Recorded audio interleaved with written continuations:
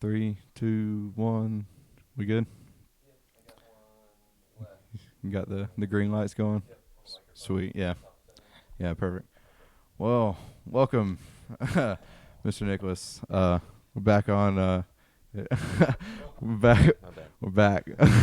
This will be actually episode 2, but yeah, glad to get you over here, man. I ain't seen you in a minute. Yeah, I know. School ended and I kind of stopped doing everything. Just been sitting in the house. Yeah, I don't blame you, dude. Me and Zach, and especially me and Laura, I've sat home and watched probably 100 movies. I've watched 2 seasons of The Boys. We finished the entire Mission Impossible series in a week. Me and Bottom literally just went to the movies last night.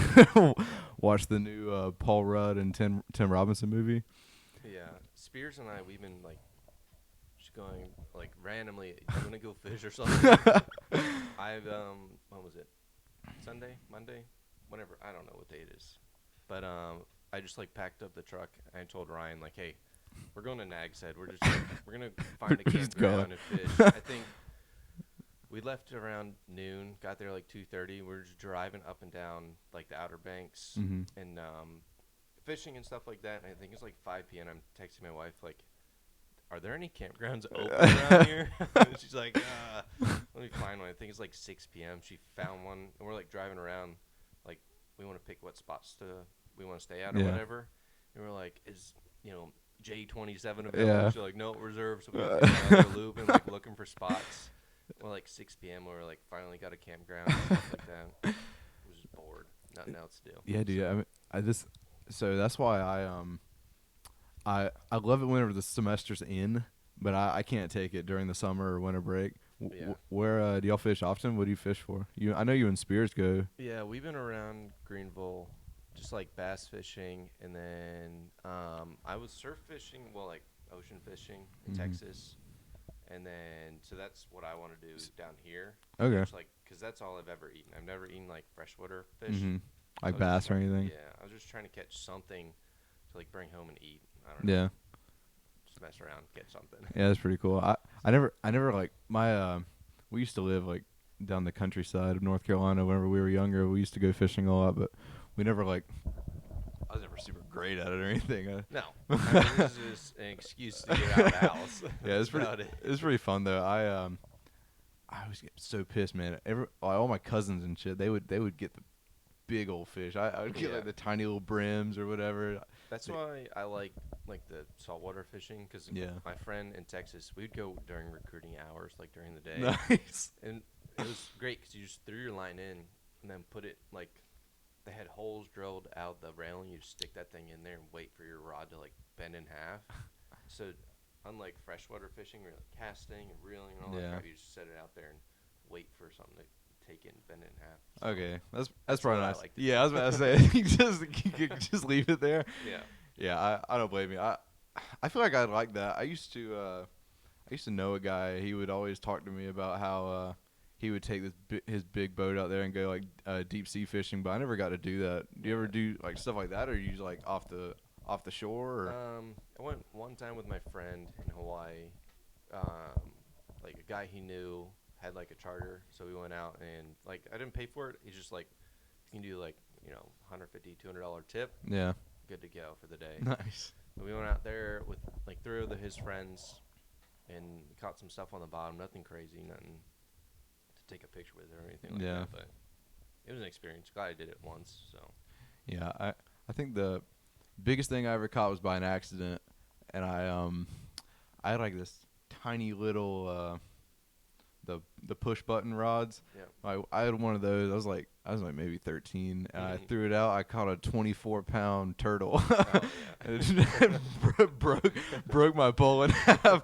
Never got to fish with it again, but it was cool, I guess. But and then me and my cousin went one time, and they got this pond in their backyard that they filled with a whole bunch of fish. And I caught like a 19-pound catfish on it. It was pretty cool, but I never do. We went fishing in the ocean twice.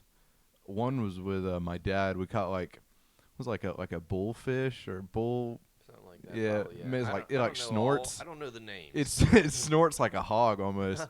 But and then whenever we were coming back from Africa, we had to stop in Ascension Island as like our layover. It's like right in between Brazil and Nigeria, but that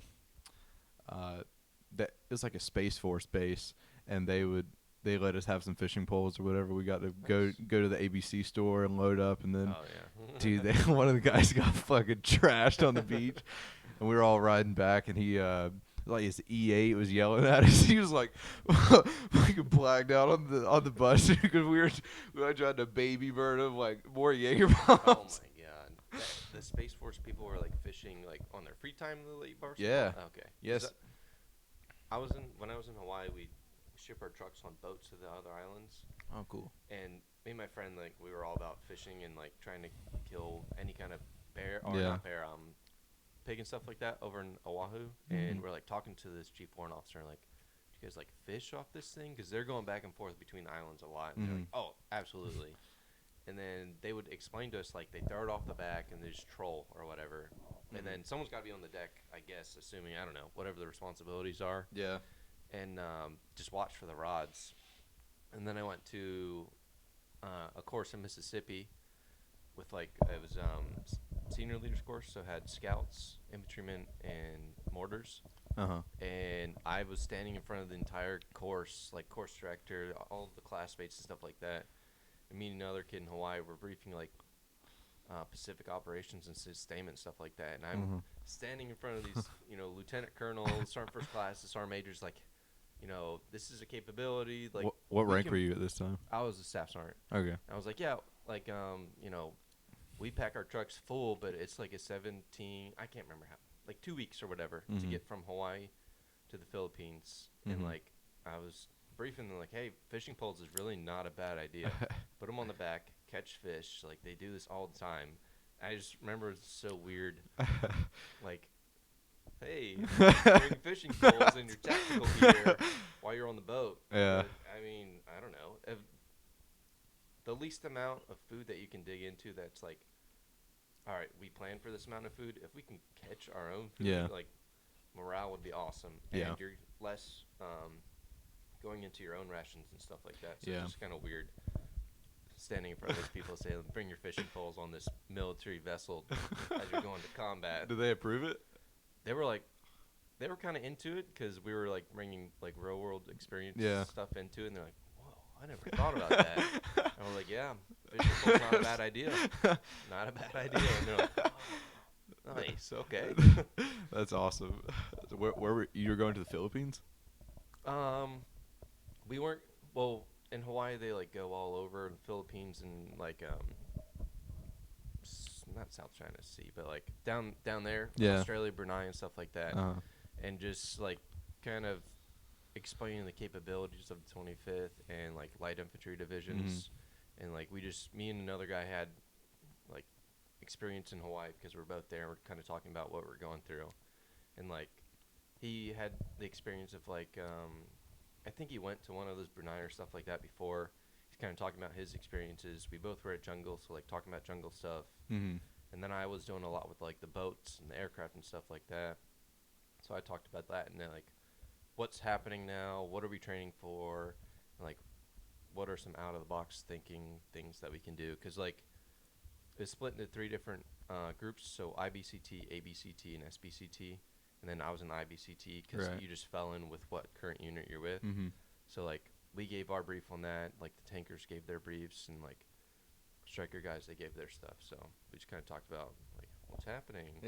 Bring your fishing poles. It's gonna be a long ride. Any other like crazy requests or anything like that? Like any out of the box gear that y'all decided to bring? I don't think so. We were just because it was kind of cool. The whole like I did the training event 3 times because I was Blue 4, Op 4, and the Blue 4 again. So good guys, bad guys, good guys. So I got to see both sides of like, because you do a bunch of training on Oahu and then like aircraft, helicopter from here to here to here, then like a big like movement from one island to the next island by aircraft and vehicles and stuff like that. So I was in the helicopters going over there, And then when I was op 4, I was on the ground watching the aircraft fly in and like being killed with naval gunfire and stuff like that. So it was cool to see all sides of it and like how much goes into it, because there's so much. Because one year we were on those boats like multiple times, going on boats, and then I was in marine aviation, so like the Sea Stallions, the Osprey, and I was in Chinooks and Blackhawks. So, and then I didn't take a plane over there, but there were tons of planes flying in and out, C-130s, C-17, stuff like that. So it was just interesting, weird. I don't know where I'm going with it. What was it like being part of the Op 4? I've seen like some of the behind the scenes of some of the Op 4 like JRTC and stuff like that, but I never actually was affiliated with them. I mean, it's definitely different. Like when you are the Blue 4, like you have training objectives, you might not see it Yeah. at like the platoon or company level, but the Op 4 knows your objectives. Like, hey, they need to do this, this, and this in order to move on to this, this, and this. And Yeah. like, not that you're restricted, like someone's over your shoulder, but like, hey, you have to die because they have to do this because they have other stuff they need to train. So, not sometimes when you're the good guys, like you think it's stacked against you, and like the Op 4 are cheating and stuff like that. But like there are select times where the Op 4 can like go to their true, like, this is what we can do, and like we're actually fighting as a platoon and stuff like that. Right. And then other times like the OCs are like, okay, that's enough. Check this block. They need to move on to the next thing. So.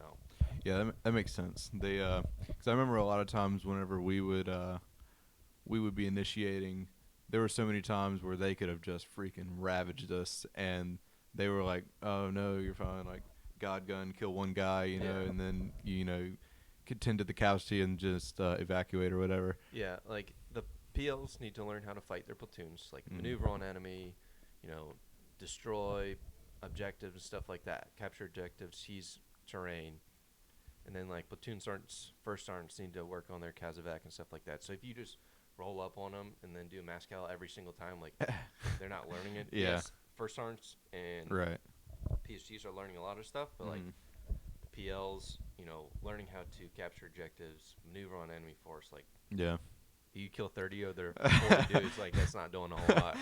Yeah, I get that.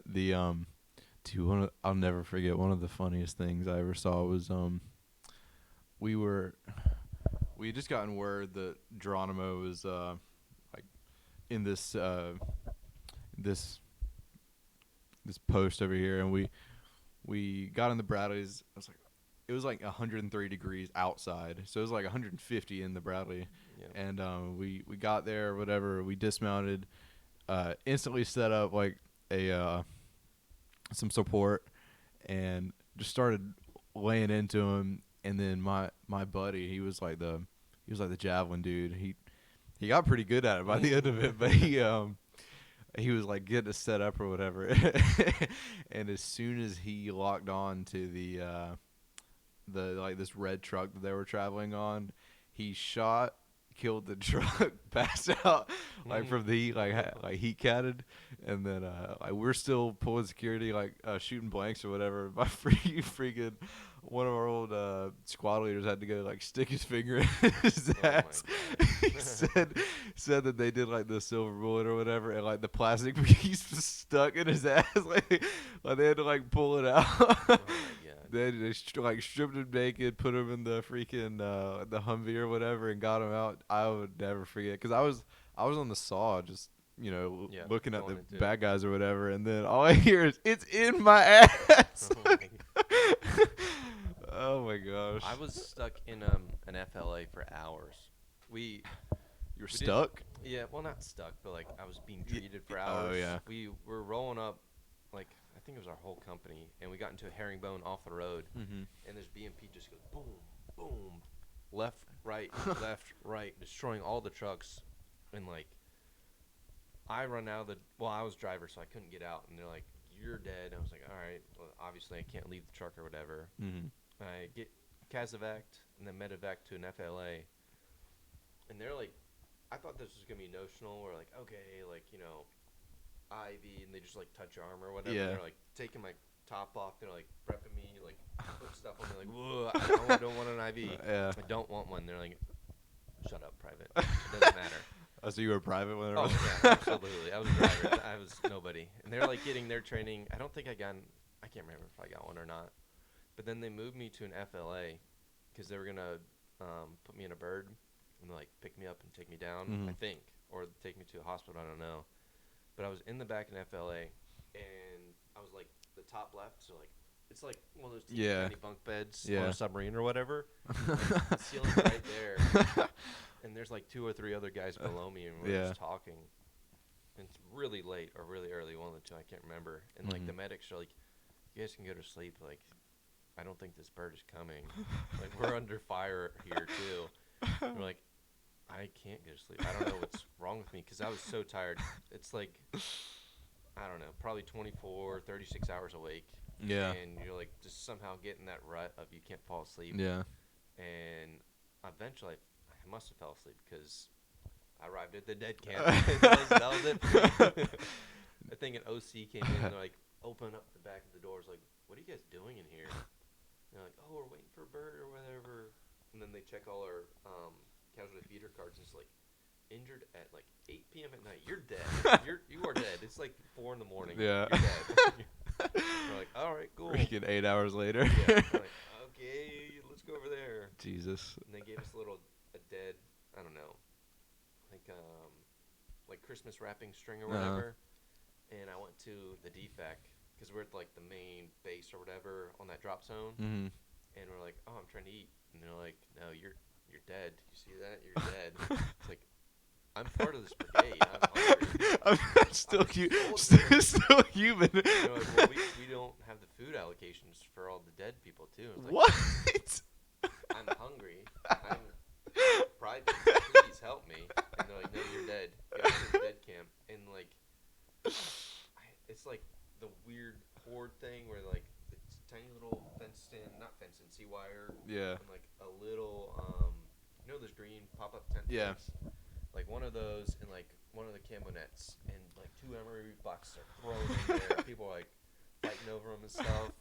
They like throw 4 or 5 space blankets in there, and I like get one with, I can't remember who I was with, but another soldier. And we're like sleeping in this green tent, and we're like just hanging out.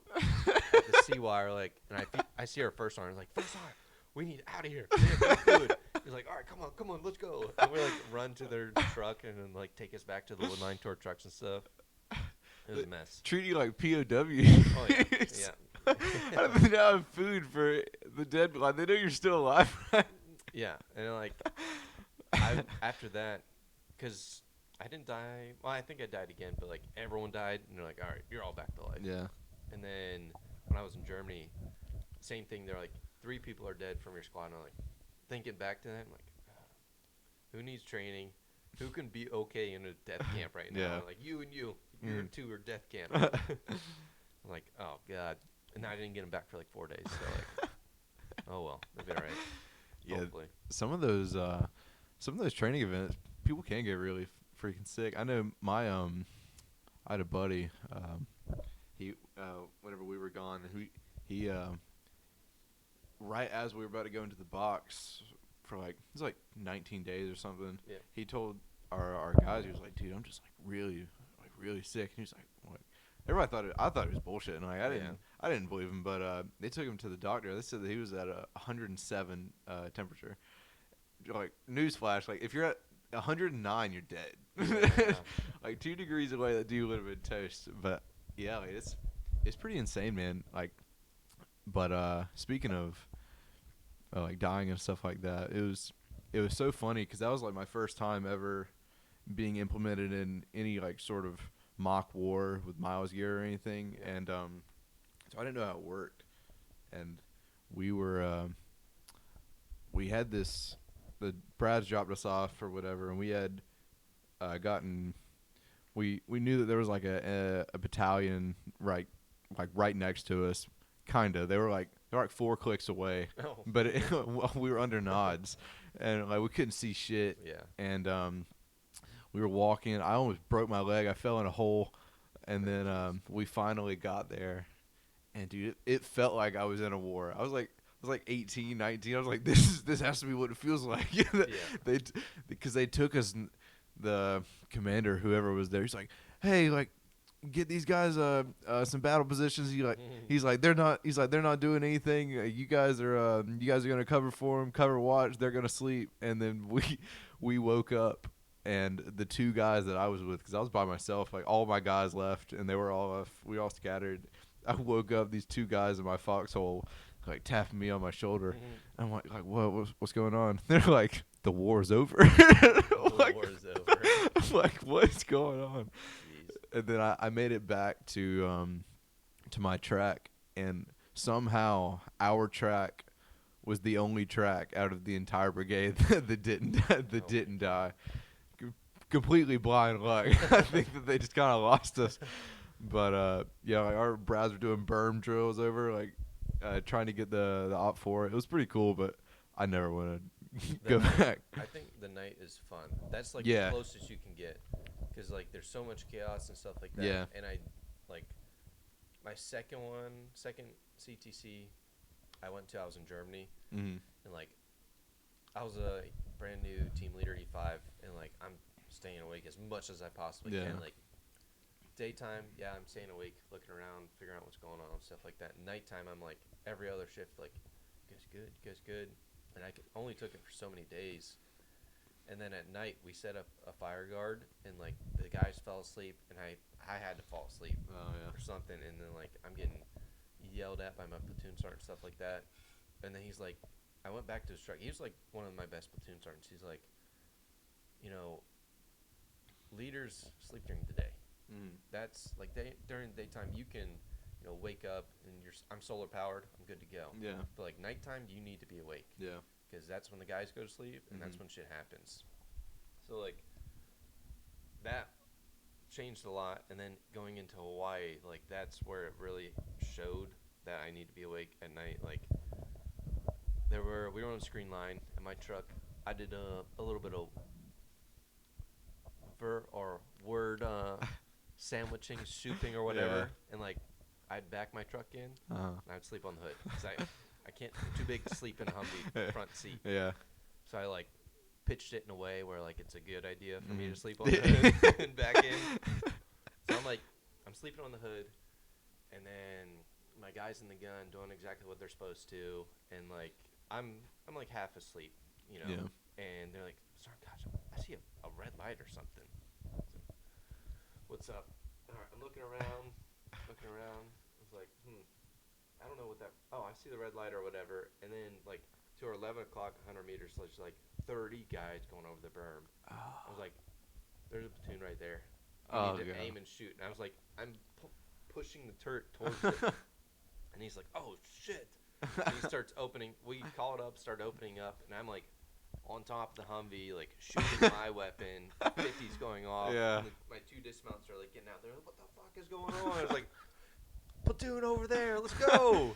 That's and insane. Like, for some reason, my gunner got out. I'm pretty sure I was screaming at him because he wasn't shooting good enough or something like that. And I get in the gun, and I'm staff sergeant this time, like not supposed to be in the gun. Yeah.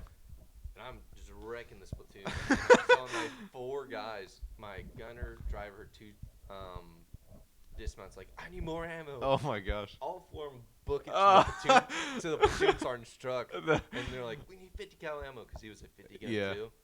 Grab like 4 or 5 cans and like tossing them up to me. I'm just going ham, like talking on the radio, like shooting this shit. And they're like, oh my god. And I was like, fucking shoot. That is awesome. And like we get done the battle, we kill like 30 out of their 35.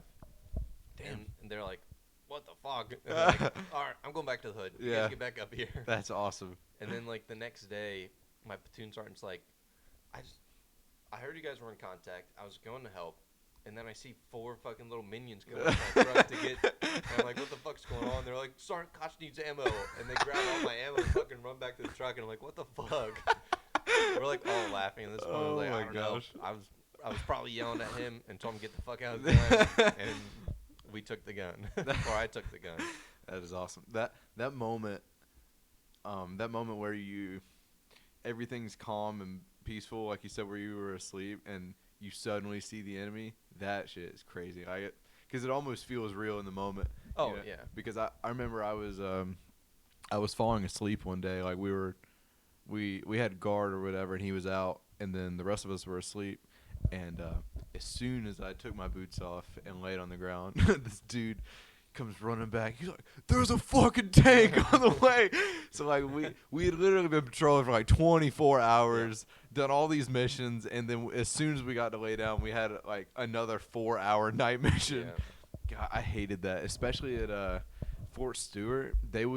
We would sleep during the day. We would only do night missions. Yep. We wouldn't even do day missions. It'd be so dumb. I hated that, because I was the driver. Oh no. Because I was starting to, because my squad leader was pretty cool. You know, he took care of me because I was the driver or whatever. He was like, you know, Barefoot gets to sleep or whatever. You know, he needs to be awake for the night. But I started to get so tired I was hallucinating on the screen that I was looking out of, because I couldn't see out of the periscopes. I was seeing shit like come through on the freaking screen, and it looked like this dude was like walking towards me. I'm like, we are so fucked. No, the drivers need sleep. Like when I was in Germany, we did this super long drive, like driving 300 or 400 miles a day, and all the dismounts were in the back sleeping. Yeah. We have TC up, a gunner up, and a driver up, and they're like on the road driving or whatever. Cool. You know, this is your job. You sleep in the truck. Yeah. You have to stay up. So at night, all the drivers went to sleep. TCs went to sleep. Gunners went to sleep. So that's when the dismounts, we pull security on the trucks, because we're at these like abandoned airfields in Poland and Lithuania and crap. Nice. And like we did on the drive up, we did that the whole time. Good to go. Drive back, good to go. And like on our way back, probably 2 or 3 days out, so we're like 2 or 3 stops away. We're at an airfield, and we like get up, we're leaving, head out, and I'm the second to last truck, and I'm sitting up on top of the striker, like out in the hole, like talking to the TC, like yeah, whatever. And we make a left in this tiny little town, and then we make another right, kind of like an S or whatever. Mm-hmm. And I see the Ford truck behind us, the platoon sergeant's truck. Like, they're at that left turn, and they just go straight. And it's like a little European town, so you got houses all on the side of the roads. Yeah. Like, there's cobblestone sidewalks Yeah. and stuff. He hits a tree right in front of the house, dead center of the striker. Like, I don't know if you've seen strikers, but they have a winch right in the middle of it. And that makes the middle. And there's like a miles gear. Like the Humvee ones. That's dead center. Rush just the miles gear on the bumper, and I'm like smacking the TC. Fucking stop! They crash or whatever. I jump off the striker. I run, jump up on top of the striker that's being held up on the tree, and like kick the front hatch open. Dude's asleep. He's like, oh my gosh. Fuck up. The LRAS, like this big 120-pound box, fell off its mount. It's like halfway down the hood, hanging on by wires. Yeah. The gunner's like, oh, because the gunner's hole's so small, he like crushed his chest. The platoon sergeant, he's like 18 years in. He's oh my gosh.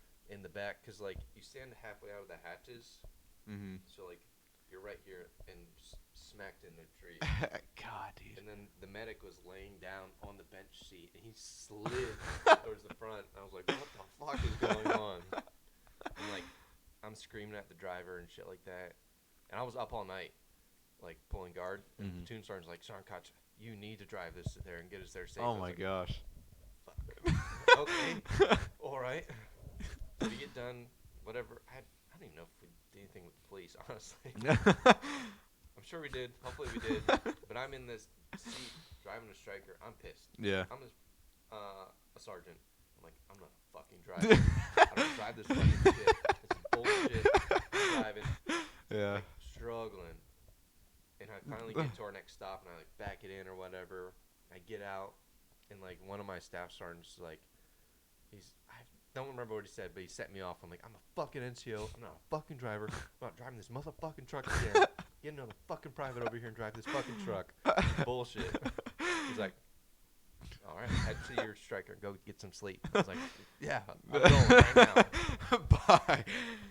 I was pissed. Like, on our way home, and like fucking dumbass gets into an accident. I can't remember if we No, I'm pretty sure we took that dude out of the driver's seat for good the rest of the time. Yeah. Like, the rest of the time I was in Germany, Mm-hmm. he was just dismounted. carry this heavy shit. Nice. So, Did y'all? I know you said you broke the miles gear on the Striker. Do you come across any like field losses or shit like that? antennas. We break a lot of antennas. Like, we had this. Like on the radios? Yeah, we got new antennas, and then they had like 2 antennas, because you had one for like SATCOM and then normal stuff, and like hooked up to one of the iPhones, and we're like getting out in and out of the Humvees, and like shit just breaks. Mm-hmm. And then that's like the only thing we break. I don't know. For some reason, like we broke a bunch of antennas, and they were brand new things. So like we're pissed. Everyone's pissed. Yeah. Cause like we have to send them out, and then if one radio goes down, because it doesn't have an antenna, like that sucks. Because we're not gonna get a replacement right away. Yeah, no. So that's probably the most field loss stuff we do. Okay. I don't know. Yeah. The probably one of the most upsetting field losses we had was actually my fault. One time we were in this, like, we had just taken this village, and they were like, all right, you're gonna set up and you're just gonna camp out. Like, we don't have any missions for you to run. I don't think we were even starting to like the next morning, and my freaking squad leader was like, it's like, hey, I need you to go up onto like into my gunner hatch or into my BC hatch and do something for me. I was like, okay. I went up and did it or whatever, and I closed the hatch, and I was like, why is this not closing? I was like, these doors are pretty heavy. I was like, maybe I just gotta freaking crank down on this thing, put some stank in it. So I kid you not, man. I'm sitting here cranking like I'm pulling the whistle on a train, and I crank down on it, and I see like stuff falling all over me. I look up, I crushed my BC's nods. I just shattered them, absolutely destroyed them. I picked up all the pieces and we put them in an MRE bag. I took them to my XO. I was like, hey. My bad. Dude, and the first time I was so pissed that he made my XO carry him around. Like, he kept him on him the entire time. Like, I don't think he was allowed to take him out of his pocket. Like, the first time I was so pissed at me. Yeah. No. Before I got to Campbell, my first team leader, he put an M4 up on a tire, and that thing got crushed. No. So, like, not knowing the whole backstory, Yeah. I did that one time, and the platoon sergeant just ripped me to pieces. Like, he gave me, like, an MRE box. I'm, like, running around picking MRE box up and down and, like, doing all kinds of weird stuff for, like, what felt like hours. Mm-hmm. And, like, we're in the middle of a training environment, too. Like, we're supposed to be doing stuff, Yeah. and he's just smoking me because he saw that. And I had, like, no context or whatever that something happened before that. And I, like, told my team leader, he's like, oh, yeah, that's not bad. Or that's not good. And it took me, like, a couple months later for him to tell me why. Yeah. Because it was him. So he just didn't know? Oh, it was him? No, he put it in the tire, and it got crushed, and, like, he bought one. Yeah. Like, Field Loss bought one. And then I put mine on the tire, and that's when I got, like, tore into. Yeah. And I didn't know I wasn't supposed to do that. Yeah. Because I wasn't there for the whole scenario, whatever. Yeah. I just got to the unit. So was Campbell your first station? Yep. Yeah. That was my first. I went to Germany. I And thought then you went to Texas, Germany. Hawaii, and then here. Okay, I didn't know you went to Texas. Yep. What how'd you like Campbell? I heard some people say it's nice. And I liked it. If you go to a unit twice, like, you'll have 2 different experiences. So, like, I went as a private up until promotable E4, and I thought it was awesome. Tons of training. We deployed. Like, I was in barracks with the boys. I thought it was super fun. It was, like, very competitive. Yeah. Like, the brigades, they were competitive within or against each other. The battalions were super competitive between us. And then, like, it hasn't really gotten to that point anywhere else. Germany, I don't know. We did a lot of training. I was gone a lot, too. And then Hawaii, like, we're somewhat competitive. But, like, the 101st competition between, like, the brigades and stuff like that. Yeah. I haven't been to 82nd, but that's the height of where I think it's like super competitive, and Yeah. you want to do super well, and you want to beat someone else. Like Yeah. there's more motivation to do better, I guess. Yeah, I get that. It's kind of like how like 82nd week, like how that just passed. Yep. Me and Bodman were talking about that the other day. You were saying how like they'd all line up for like the division runs and everything, and then he said it was like a huge camaraderie thing. Like everyone gets together and they do boxing and just beat the shit out of each other. Yep. I remember like we have week at the Eagles, same thing. Like that week or week before, 2 weeks before, whatever, we're running down like the main road on post. Everyone does PT on, and we got our brigade shirts on. Mm-hmm. And if we see someone else in the other brigade shirts on, we're doing like cadences like, "Hey, you on the left, why you're so fat," and stuff like that. We're like screaming at them, Yeah. our brigade motto and stuff like that. And they're like, "Oh, why you guys so slow?" And we're like passing people with other brigade shirts on, like, "Yeah, this brigade sucks" or whatever. That's why we're better than you. So like it was super competitive. Like people are tripping back at us. Yeah. So it was fun. I don't nowhere else. I'm assuming 82nd is probably similar. to Yeah, yeah. From everyone that I've talked to, it seems like they're pretty high tempo, you know. that. Yeah. But so you were there up until you were promotable. Did you promote there? Yeah, I was either there or I just got to Germany.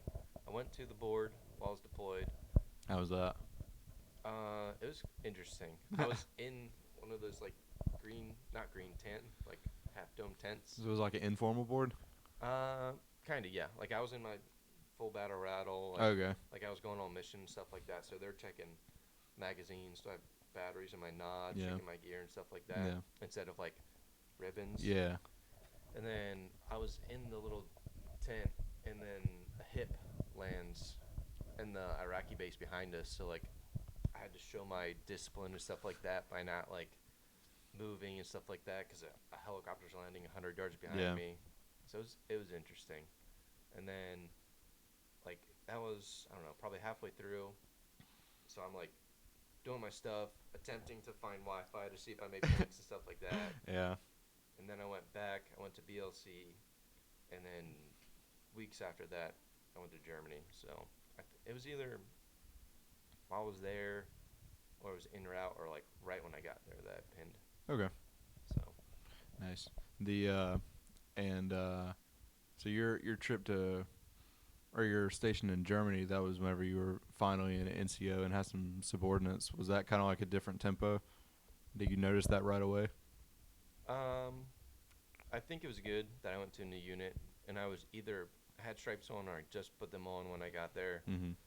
And like I had a patch on my shoulder, so like a little bit of respect already. Yeah. And then my first training exercise, we like get out of the strikers, and like I'm telling the staff sergeant squad leader and PO like what to do. Like, hey, we're setting a base of fire here. We're gonna go around this, and that. And then like I'm the assaulting element with the PL and like a couple other guys. And I'm like running past them faster than them. And like I remember one of the other E5s was like, he's so fast. And I ended up getting an award for like my first training event with the unit. So Nice. like I think that kind of like set me on a good path. Yeah, like, probably. I'm in charge here. Yeah, probably put you in a good light. I feel like I feel that's one thing that a lot of people forget to highlight sometimes whenever they go out and do training exercises is having that extreme violence of action, being fast and being tough and being loud. Yeah. I don't know what it is. Some people are just kind of lame, you know, just like, oh, that. You just got to get into the moment. Yeah, exactly. You're not going to look dumb Mm-hmm. by screaming louder or saying bang bang more times. Like just do it. I don't know. Yeah, I feel like it's nice because once one person gets super into it, everyone else kind of follows Yep. suit, and then you got a whole platoon of dudes who are just motivated to fuck Yeah. this dude up. Absolutely. You know what I mean? That's awesome to me. And the chirping helps too. Yeah. I remember, like, this is what I want to be when I'm a company commander or whatever. We're doing a team live fire. Super straightforward lane. Like, it's almost like a live fire range or whatever, but I don't know, a little bit different. And, like, we're walking, team leaders are learning how to be team leaders, stuff like that. Targets pop up, you know, standard stuff. And, like, we're a day or two into it, and then the company commander comes down, M4, like, gets in a little team. Mm-hmm. In his wedge on the far right, and like one of the team leaders, like specialist E5's like, sir, what are you doing? He's like, nope, I'm private, whatever his name was. I'm like, all right, cool, because that's what I want to do. Yeah. Like, when I'm company commander, we're doing a team live fire. I'm gonna get bored in the tower. Yeah. I don't want For to do sure. that. Let me go be part of a team, part of a squad, something like that. I agree. That's what I want to do. And like, the thing I noticed at Campbell, the first sergeant, he did every single PT, APFT with us. Mm-hmm. So he's chirping. Yeah. Like, I'm been He's in the talking Army shit. 19 years. Yeah. I'm 40 years old. First Yeah. sergeant, I'm kicking your ass. Yeah. And like, we would have competitions. Me and my friend Mike Sell, we were both privates at the time, and like, we were 1 and 2 on the run. Uh-huh. First sergeant's like 4 or 5, and he's like chirping at us. From behind. Like, you two better run. I'm the first sergeant. You guys are privates. Like, you guys are 19 years old. Yeah. And like, I think that's where I want to be at when I'm in that company command, company level position. Like, I want to be in there with them. I'm Yeah. not gonna. Obviously, you can't do everything with every team, but like, show them that you do this stuff too. Yeah, I agree. It's my one of my favorite POs I ever had. He was my XO at the time, but he we had just done XETC, and you know how they treat them, man. He was getting drugged through the fucking water, and I remember he told me that he was getting out like maybe a month later or so, and I was like begging. I was like, dude, you got to stay in, man. Like you're the best XO we have, and you're one of the best officers that we have in this brigade. Yeah. And he was like, the only way that I come back, he was like, the only way I come back is if I'm PFC Hodge and I'm the saw gunner on your team. He's like, that's the only way. He's like, I'd do that. He's like, but otherwise, he's like, screw this. Yeah, that is true. That'd be a lot more fun and less stressful. Yeah. Like someone's over your shoulder yelling, shoot them. Yeah. Instead of like talking to the commander, talking to Yeah, the screw that, man. This, that. Like the civilian contractors and everything. Yeah. Screw that, man. What I just, it's so unmotivating sometimes to see those company commanders and everything that only want to sit in the tower. You know what I mean? Like my company commander, I loved him. He's a great guy. He was Captain Smith. He's a good dude. He was first ID deploy. Like he was pretty cool, you know. Yep. But they never got out there and did stuff with us. You know what I mean? I guess it's not like always available, but Yeah. I don't. But you gotta show them that you're more than just the bars. You know what I mean? showing face is not a good word for it. Like, because you're doing more than just showing your face. Yeah. But like, Kind of showing immersing that you're yourself. part of the company. Yeah, Like, you're not just, the guy in charge making decisions. Like, you're part of them too. yeah. Did you see that a lot whenever you were in Germany? Like you see some. With our second company command team, they're awesome. They, like, exactly that. They weren't afraid to say whatever they wanted to say Yeah. at the Friday safety briefs, stuff like that. They were super pumped. Like, they're all about training, but when training was done, like, everyone get out of here. Yeah. And, like, FRG was super good. What else? Like, that big road march where we drove like 1,300 miles and back, they were super pumped, like, because our maintenance was amazing. Like, we're the only company in the regiment to drive up and back without, like, putting trucks on a lowboy and stuff like Nice. that. So we got, like, a huge award for it and stuff like that. So they were super pumped. They were really good. And those were the guys that were getting in those team wedges and going through the lanes Yeah. and stuff like that. So, like, they knew what they were doing. Did you were you kind of immersed at all in the German population, the German army? Did you ever coincide with their training or anything? Did you ever hang out with them? Not very much. Occasionally, like if I went to special training and stuff like that. Not as much as I expected Mm-hmm. when I was going to Germany. I mean, maybe I think we had more interaction at Sandhurst than Really? like for those 10 days we had more interactions for those 10 days versus my 2 years. Like, That's crazy. if I interacted that much with Germans in those 2 years, like on a relative scale, Mm-hmm. like that would have been what I was thinking, Mm-hmm. but not a whole lot.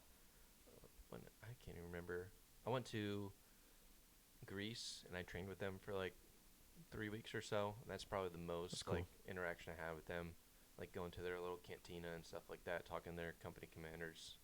What were you doing in Greece? We were doing a Stinger live fire. and they had like it was like a big air defense thing. Okay. Me and my soldier got trained up on stingers, and we were like top of the class, so we went to Greece to shoot them as like the first non-air defense soldiers to shoot stingers. Okay. So they're trying to train us to like get it back in the maneuver battalion, so we could provide security for ourselves instead of like air defense weirdos coming over. Mhm. So we shot down there, and we like they brought their Patriot missiles, and they were shooting those off too. They're doing their Table 6 qualification. Mhm. So we just got super lucky. Going, I guess that's what happens when you're first in your class. Like it pays to be Yeah, good. man, it pays to be first. Yeah. I know there's a pretty cool course that you can do. I don't know where it's held. I don't know if it's in Germany, but the Germans weapons training course, like the qualifications course, is that like more common in Germany, or is that like dependent, or does that have any So affiliation with it's like- Germany? Yeah, it's like an ACFT, but for their weapons. It's like Right. range density, kind of. Mhm. Like they shoot all their weapons and like qualify it on that stuff like that. So it's kind of like I would consider it like their ACFT. Mhm. So it's not like a class or a course or anything like that. Like you do your ACFT and you get a badge for it. Yeah. So there's two. There's a GAFB and like one other one. There's a PT one, and then there's a weapons one. Mhm. I thought we were going to get a chance to do it, but that was like select individuals, and it's hosted by a German unit. So it's not like we don't plan ACFT like, hey, we have an ACFT for everyone to come out and go do. Like, you have to get in connection with them and like, when are you doing this? So we just were too busy, didn't get to do any of that. I think some people have like a lot more chances. Like I know sometimes they come to like Texas, they go up to West Point a lot. Yeah, and like makes you sense. qualify for it, and like you go do their GAFB or whatever Yeah. it is. But no, I didn't get a chance. Yeah, that sucks. I love the cord is really cool. Like, Yep. there's the Yeah, so there's one with just the medallion, and then I can't remember if that's the weapons one or the ACFT one. But then there's a cord with the medallion. That's the opposite, whatever it is. Yeah, I want to say that the cord is the weapons one. Okay. I could be wrong, but I competed with this freaking E7 one time, and he had it, and that's what he was telling me about. Yeah. But yeah, I've always wanted to do it, but all I've ever heard is how extremely rare it is. And for someone who was stationed in Germany to not even get the chance, like it seems like it's pretty rare. Yeah, like if you hear about it in like the I can't remember what they're called, but like the taskings that go out like in your battalion and brigade level, you hear about it, like you want to hop on that thing. Yeah. Because I know hearing those taskings sometimes, like if you get ahead of them, you can get things that like, because they trickle down to the platoons and stuff like that eventually. But if you're in those taskings and hear that stuff going on, or you're looking at the training calendar, stuff like that, and progressive and like looking ahead, like you can get things by being proactive. Yeah. So That's one of the biggest things that I've learned is that if you really pay attention to things and like if you really take advantage of the opportunities, and just start to network a little bit, because the more your name gets out there, the more people know you, the more people there are willing to help you. I knew a guy. He was a PFC straight out of graduated basic training, got straight into Ranger School, got to his unit in the Guard, and then he was like maybe 18. I kept begging our sergeant major. I was like, dude, I'm doing all these competitions. I really want an airborne slot or something. Like, just please, we're right next to Bragg. Just send me. And he was like, I can't, because I promised Bruchon, the Ranger kid. He was like, if we ever got one, that it would go to him.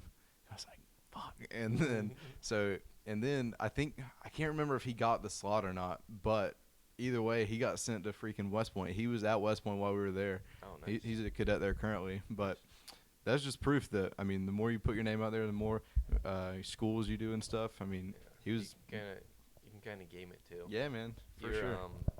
SF physicals cover just about everything, Mm-hmm. and they last a year.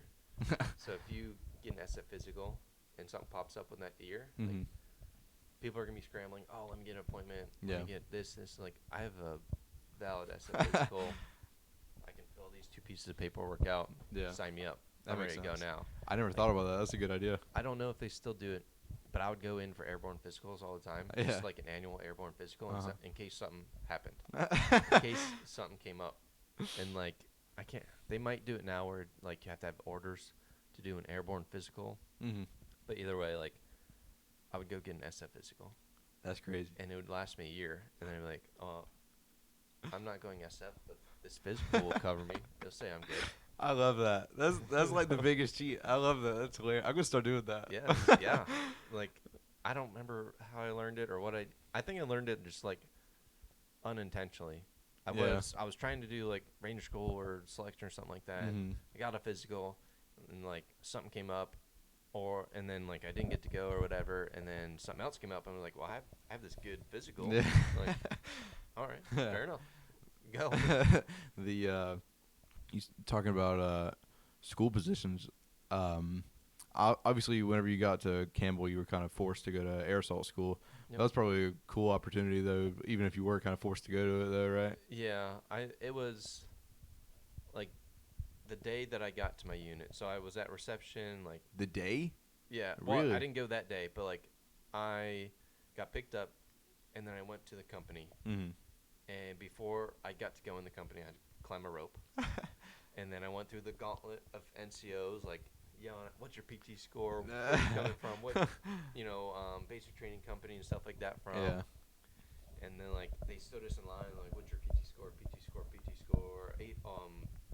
GT score and stuff like that." Yeah. And they're like, "You." And I'm like, "Okay." And then like, I think I put my stuff down. They're like, "All right, who are you? Give me your paperwork." And then another NCO was like, "All right, come with me. Mhm. We're climbing the rope again." And then we're doing, I can't even remember what was for air assault, like push-ups and stuff like that, checking my gear, make sure I have everything. And they're like, because it was Friday and then Super Bowl Sunday that weekend. And I met some of the guys, and then they picked me up, and then we went to Super Bowl Sunday at someone's house that Sunday. I'm like, all right, cool.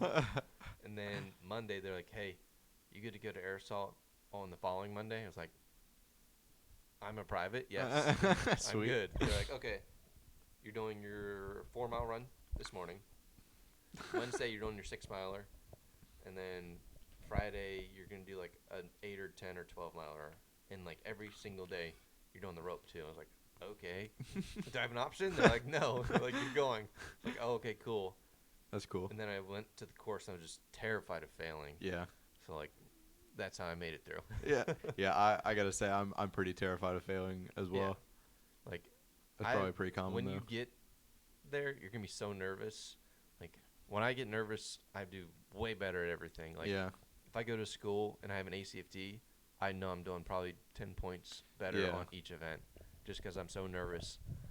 I'm gonna throw the ball harder. I'm gonna Yeah. do more push-ups. I'm gonna run faster. Yeah. So like I think that nervousness works good for me. Yeah, that's probably a good way to look at it. I feel like the nervousness of these activities that we always do, it kind of motivates you to do a little bit better, especially since something like that was your bread and butter at Fort Campbell. Yeah. Like if you don't get it, they'll send you back. Yeah. Keep sending you. Like we had a kid go up the Jacobs ladder. That's the 2 telephone pole one, right? Yeah. Fell off, broke his hip, No way. and like he was early surge Uh-huh. guy, and he was like still a specialist or something. I don't know. Jesus. Grumpy kid, and like he's on his way out, and he's like, we're messing with him. Like, hey, I heard you're going to air assault like next week. And like he's getting pissed. Like, no, I'm not. I broke my hip on that. I'm not going back. And we're just messing with him and stuff like that. But like they would send you back and back and back Yeah. and back.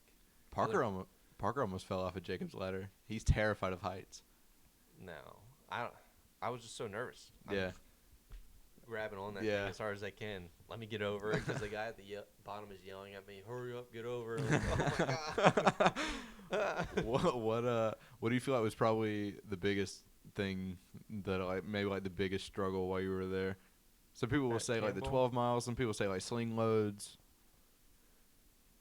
Oh, But it all just kind of seems like one big shit sandwich, to be honest. It wasn't terrible. Like the written test, I was in and out super easy because like the morning of they go over the whole 50 question test.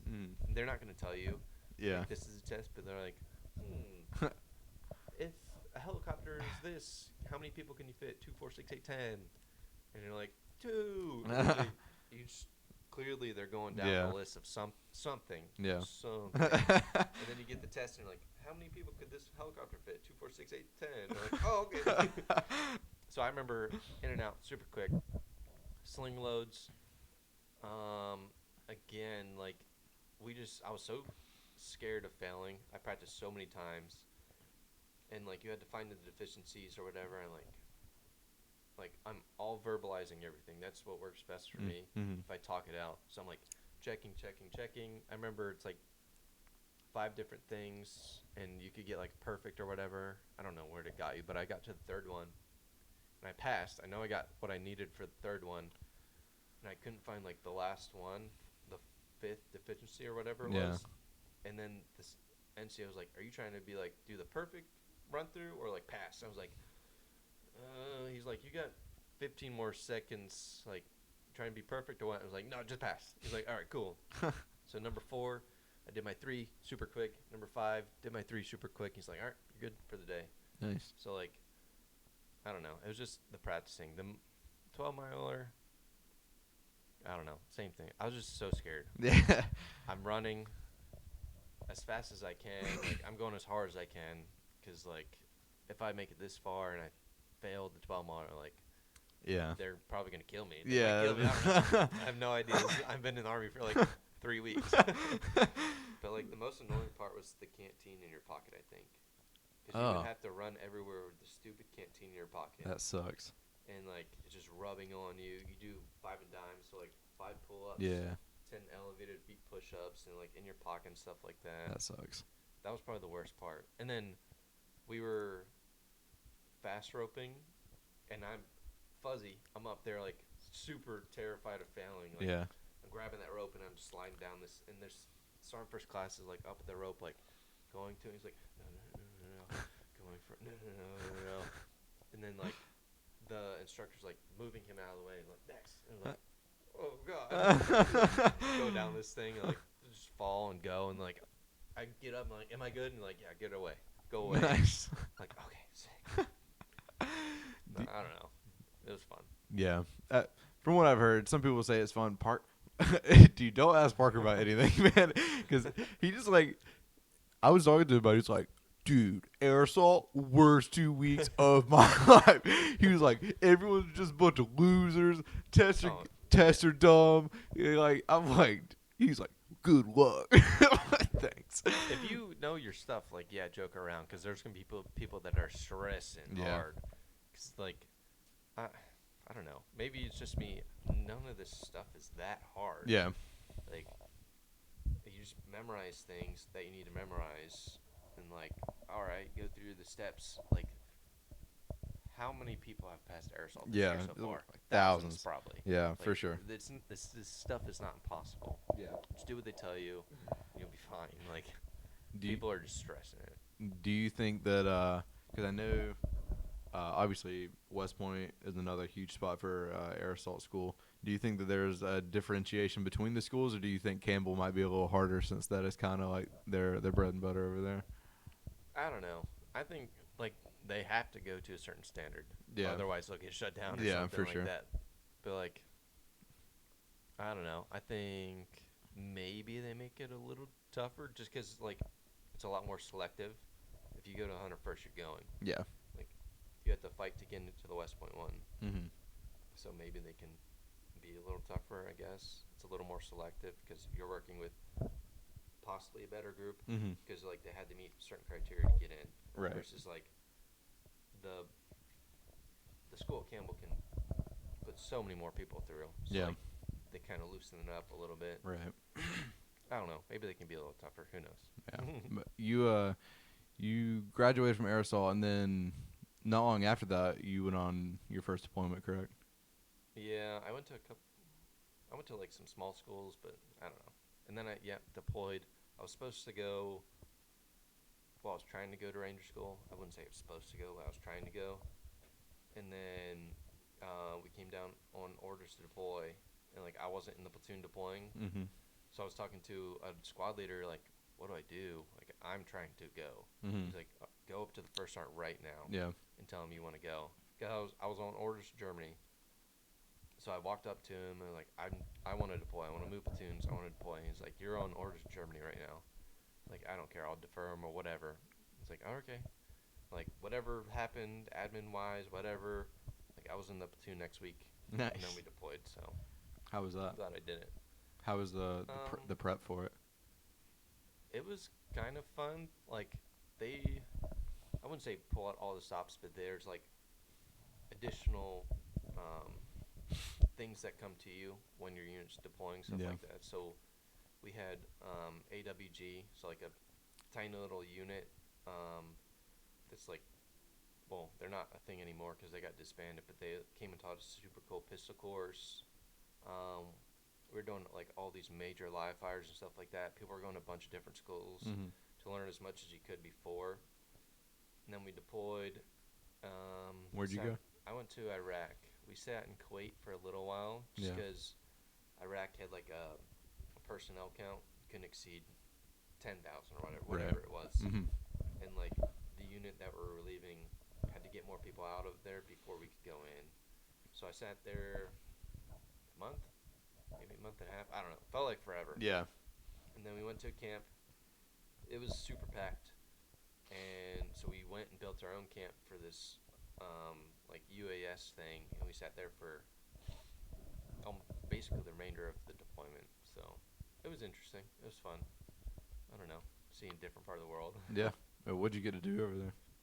What was like your mission? I know you were relieving this this group. Yeah, we relieved the 82nd, and this was like the height of ISIS or whatever. Yeah. So like we're the training and advising, so we weren't like fully. I think we were embedded at like the battalion or brigade level, like brigade commanders with Iraqi brigade commanders, and like battalion they were like kind of in it too. So we weren't all the way down to like companies together. Yeah. So we were a little bit hands off, but we were providing like UAS for them, and like our little aircraft would fly up to Mosul. They'd send all that feed over to the Iraqis and stuff like that. In our company, or no, squadron talk, they had like live feeds and stuff like that. They were communicating with Iraqis and stuff. So it was interesting. Our mission, I don't know. We were just really defending that little airstrip that we were using. Yeah. And then we had like some other small missions that we'd go on, shoot some rounds and stuff like that. But nothing crazy. Were you ever authorized like go outside the wire? Like we did a couple missions. We were escorting like Iraqis through Kurdish checkpoints. We slung load 777s to the front, near the front, and we shot rounds into Mosul and stuff like that. Okay. So How was that? Probably it was fun. Yeah, It was I was in the helicopter, and I don't know. I thought it was like all the movies, stuff like that. Yeah. They're coming over mountain range, and they shot a flare out the helicopter. And I was like, oh my god, we just died. This is an RPG. And my squad leaders are like, shut up. No, we didn't. You're fine. And then I'm sitting in a gun. And like I'm just so amped up and so nervous about everything. Like in a foreign country, live ammo, a gun. I'm standing up there ready to go. Like we came in at night. Daytime, still in the gun. Nighttime, still in the gun. And then, like, daytime coming back up. And my squad leader's like, how long you been up there? I was like, I don't know. 3 days. I got in here after we got out of the helicopter. He's like, what? I was like, yeah. Like, oh, you need to come down and sleep. And then I slept back up in the gun. And then, like, a dust storm came in. So, like, we pushed a day or two to the right because birds can fly in. Yeah. Like black on water. Oh my gosh. I was like halfway through water, and my squad leader's like, "That's your last one before we get respawned." Like, this is not even a full one. Like I know. Like oh no. It was interesting. Got back on the birds, flew back to the airbase, and it was super late, and like half of us were driving the trucks back, and then half of us were on the bird's back. Yeah. And like, I can't remember what we did with our equipment or whatever, but I remember squad leader's like, it's, you know, 20:57. Chow hall's open for 3 more minutes. We sprint across the entire base into the chow hall just after a mission or whatever, and they're like, "Is there any food left? We just got back from a few days," and like, they're like, "Yeah, come on, come on." Oh my gosh. So it was fun. Yeah. Interesting time. That was probably a pretty insane experience. What, you were like probably 19, 20?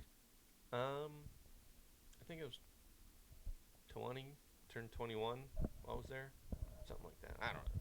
Yeah. That's Years pretty. and days passed. That's pretty cool though. It's Yeah. probably high adrenaline pumping moment. Yeah, it was. You just have no idea what to expect. So like, everything is new. I don't know. I don't even know what I was thinking. Like, going from Kuwait to Iraq, we like came into Baghdad and we're like going straight down and then landing and stuff like that, and then leaving to go to the next place. We're like straight up. And Yeah. over. I remember we were on the plane, and like the 2-star general, like we're about to take off, and we're like, what's going on? Why are we waiting here? General comes on. It's like 3 or 4 personal security detail, all decked out, and then like he sits down, clips in. We start going immediately. Okay, we're clearly waiting on this guy. We land, and like we're getting off the plane, and all I see is him going to his next helicopter. He hops in, buckles in, helicopter goes off. And like, all right, this guy, like, we wait for the planes. Planes Yeah. wait for him. Yeah.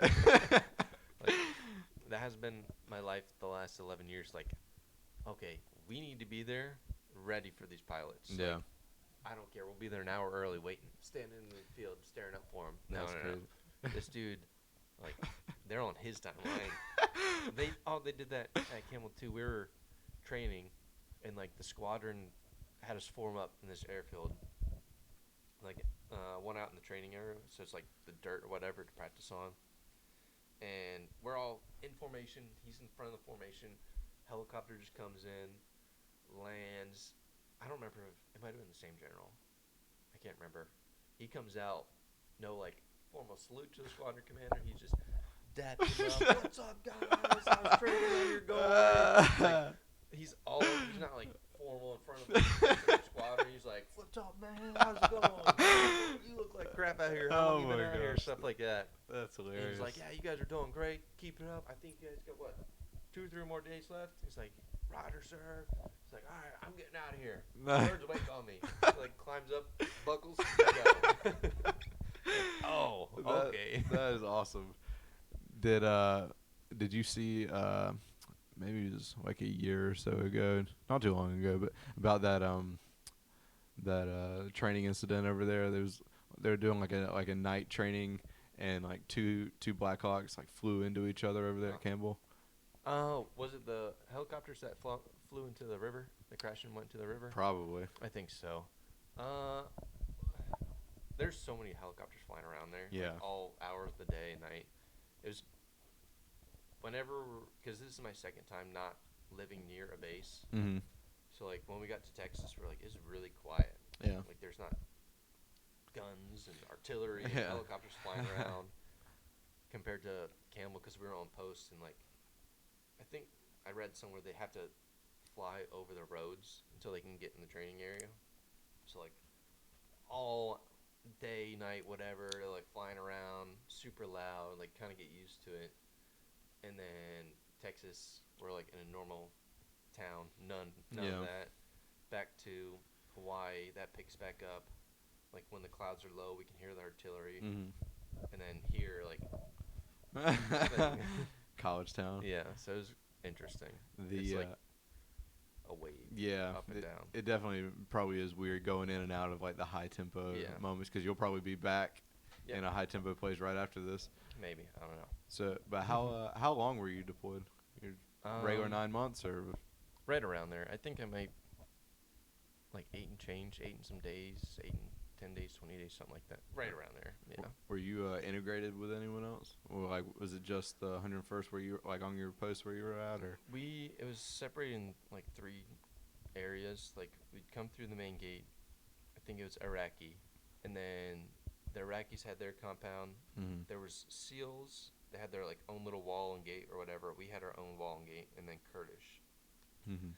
And like we interacted with the Kurdish a lot more. Like they had a soccer field right there, so like that was our only form of running. Yeah. Like we had our tiny little prison gym, and we'd just lift all the time, and then we'd go out to the soccer field and like die running, trying to play soccer and stuff. Yeah. And then we, like the SEALs left for a mission or whatever, probably doing way cooler stuff. And then like No. yeah, the people guarding their base were like, can we do like a little stress shoot or whatever on their range, because they would shoot all the time over on their range. And Yeah. like, yeah, come on over. Like the SEALs aren't here. Yeah. Just do whatever you want. Because it was like kind of in the middle towards the end, or we're just getting kind of bored and stuff. Yeah. So that was like the most integration we had. Yeah. Okay. That's about what I usually hear, is that probably about the most you have to do whenever you're not running missions is like eat, lift, like jerk off, and blast steroids. Yeah, I think it was like 3 hours on, like 6 or 9 hours off on the tower, and then I would do my 3 hours. I would lift, eat, sleep, and then I'd do my 3 hours, lift, eat, sleep, and just twice a day we were lifting and stuff like Jesus. that. And like my favorite part was our little chow hall, because there was about 40 or 50 of us on this little camp. So like we would get the trucks of food, like unload everything into the coolers and stuff like that. Like the cooks aren't doing any of this. Cleaning the defac, like all they had to do was cook. So like they took care of us. They cooked like all the hot food. They would put in their like cooking trailer thing and like put it in a warmer. Yeah. And we were free to go in there at night and like take stuff out. We could go in the freezer and take stuff out. And then like the cook would make us coffee every night and stuff like that. So like he was awesome. We were the first one on the supply route, so we'd take more. And then like we'd have all this awesome food, because he would like deconstruct stuff, and like we had breakfast pizzas. Yeah. And like I remember he took more than he was supposed to have for Thanksgiving, so we had like a massive Thanksgiving. Like, all the high ups were coming to our little camp to eat it. So that's pretty it's fun. kind of fun. The USO came, Nice. and we didn't have like TVs or anything like that. We had our phones and board games. Yeah. And like we played bingo, and one of the kids in the tower, we set up a board for him, and Yeah. he won like a PS5 or whatever. No, I don't even know if it was PS5. It's probably like 4 or PS4. When was it? What year was this? 16 to 17. Okay, it was PS4 then. Yeah, we ran up to the tower like, you want a PS4? Like, we didn't have fucking internet. What am I doing that for? And like we played that bingo game, and they like gave all our prizes, and like, we're out of here. They went right back. They just left. Oh yeah. Like, you guys could have just gave us this shit instead of playing bingo with us. PS5 for nothing. Or whatever it was. I don't know. That's hilarious. This time that you were deployed, were you married yet? Yep. I was married in 2015. So we were right at a year, just under a year being married. And then we left, and I came back 16 to 17. Yeah, January of 17. But Ryan wasn't around then, right? No, he was November of 17. Okay. So Yeah. Little celebratory ride. Yeah, I came back to Campbell in January. I know I was in Germany in July, and then he was born in Germany in November. That's So, cool. Yeah. Dual citizen. He had a German birth certificate, and I remember we had to put our passports in the mail and mail them out to get him a birth certificate. Oh, I would hate to that. be an American citizen. And we sent it out. I can't remember, where did we send it? Maybe Berlin. Mm-hmm. And like something messed up. They sent us our stuff back, and they're like, I don't know, you need to send it back to the States, to the State Department or whatever, to get his birth certificate. Like, oh shit. That's gonna suck. Like our passports in a little postage, like being sent to the States. That was awful, stressful. And then he got his birth certificate, he got his passport, and like I'm sure we still have it. It's just a little baby on there. Yeah. Who knows what baby that is? That's him. Is that it's the same way it works with Americans, right? Like he can go back and No, he think we denounced it like same day. German citizen denounce American citizen. okay. So You don't want to keep it? no, no, because then I don't know if we would be even allowed to, since none of us were German citizens. I don't think we could have. Like, that's like if you're on vacation to another country, Yeah. like Mexico, and you have a baby in Mexico. He's a Mexican That's citizen. your baby. It's like no, he's staying here. Yeah. Oh no. Okay. I just thought that I don't know. I guess I thought that if someone was born there, that you could prove that he was going to be living back in America, and then he could have dual enrollment. Maybe there would have been a way. I have no idea. We're like, It's probably not worth it. yeah. If he wants to join the army, like, his recruiter's gonna be like, "What is this? Why is this in German?" It's like, that's my birth certificate. Yeah. I guess he can't have like an American one. That would No, doesn't have one. God, that sucks for him. Sorry, Ryan. the you got back, and then how long was it till you left for Germany? Were you still trying to go to Ranger School and selection and all that in between? I should have, because I was doing all those workouts, and I came back, and I was like doing a ton of rucking, because we had leave and like reintegration and stuff like that, and I was rucking all over posts and stuff. I probably should have went. That was probably my best shape I've been in. Right. But I just didn't go, because I knew I was on orders for Germany, so it's not like I can go real quick, selection, and then like get out of these Germany orders. I think we still wanted to go at that point. So he was like, nah, let's not do that. Yeah, that'd been pretty cool. I know it's probably really tough on family life though. Yeah, I don't really want to be gone for at least 60 days right now. Yeah. How That's at least 60 days. Yeah, it's tough.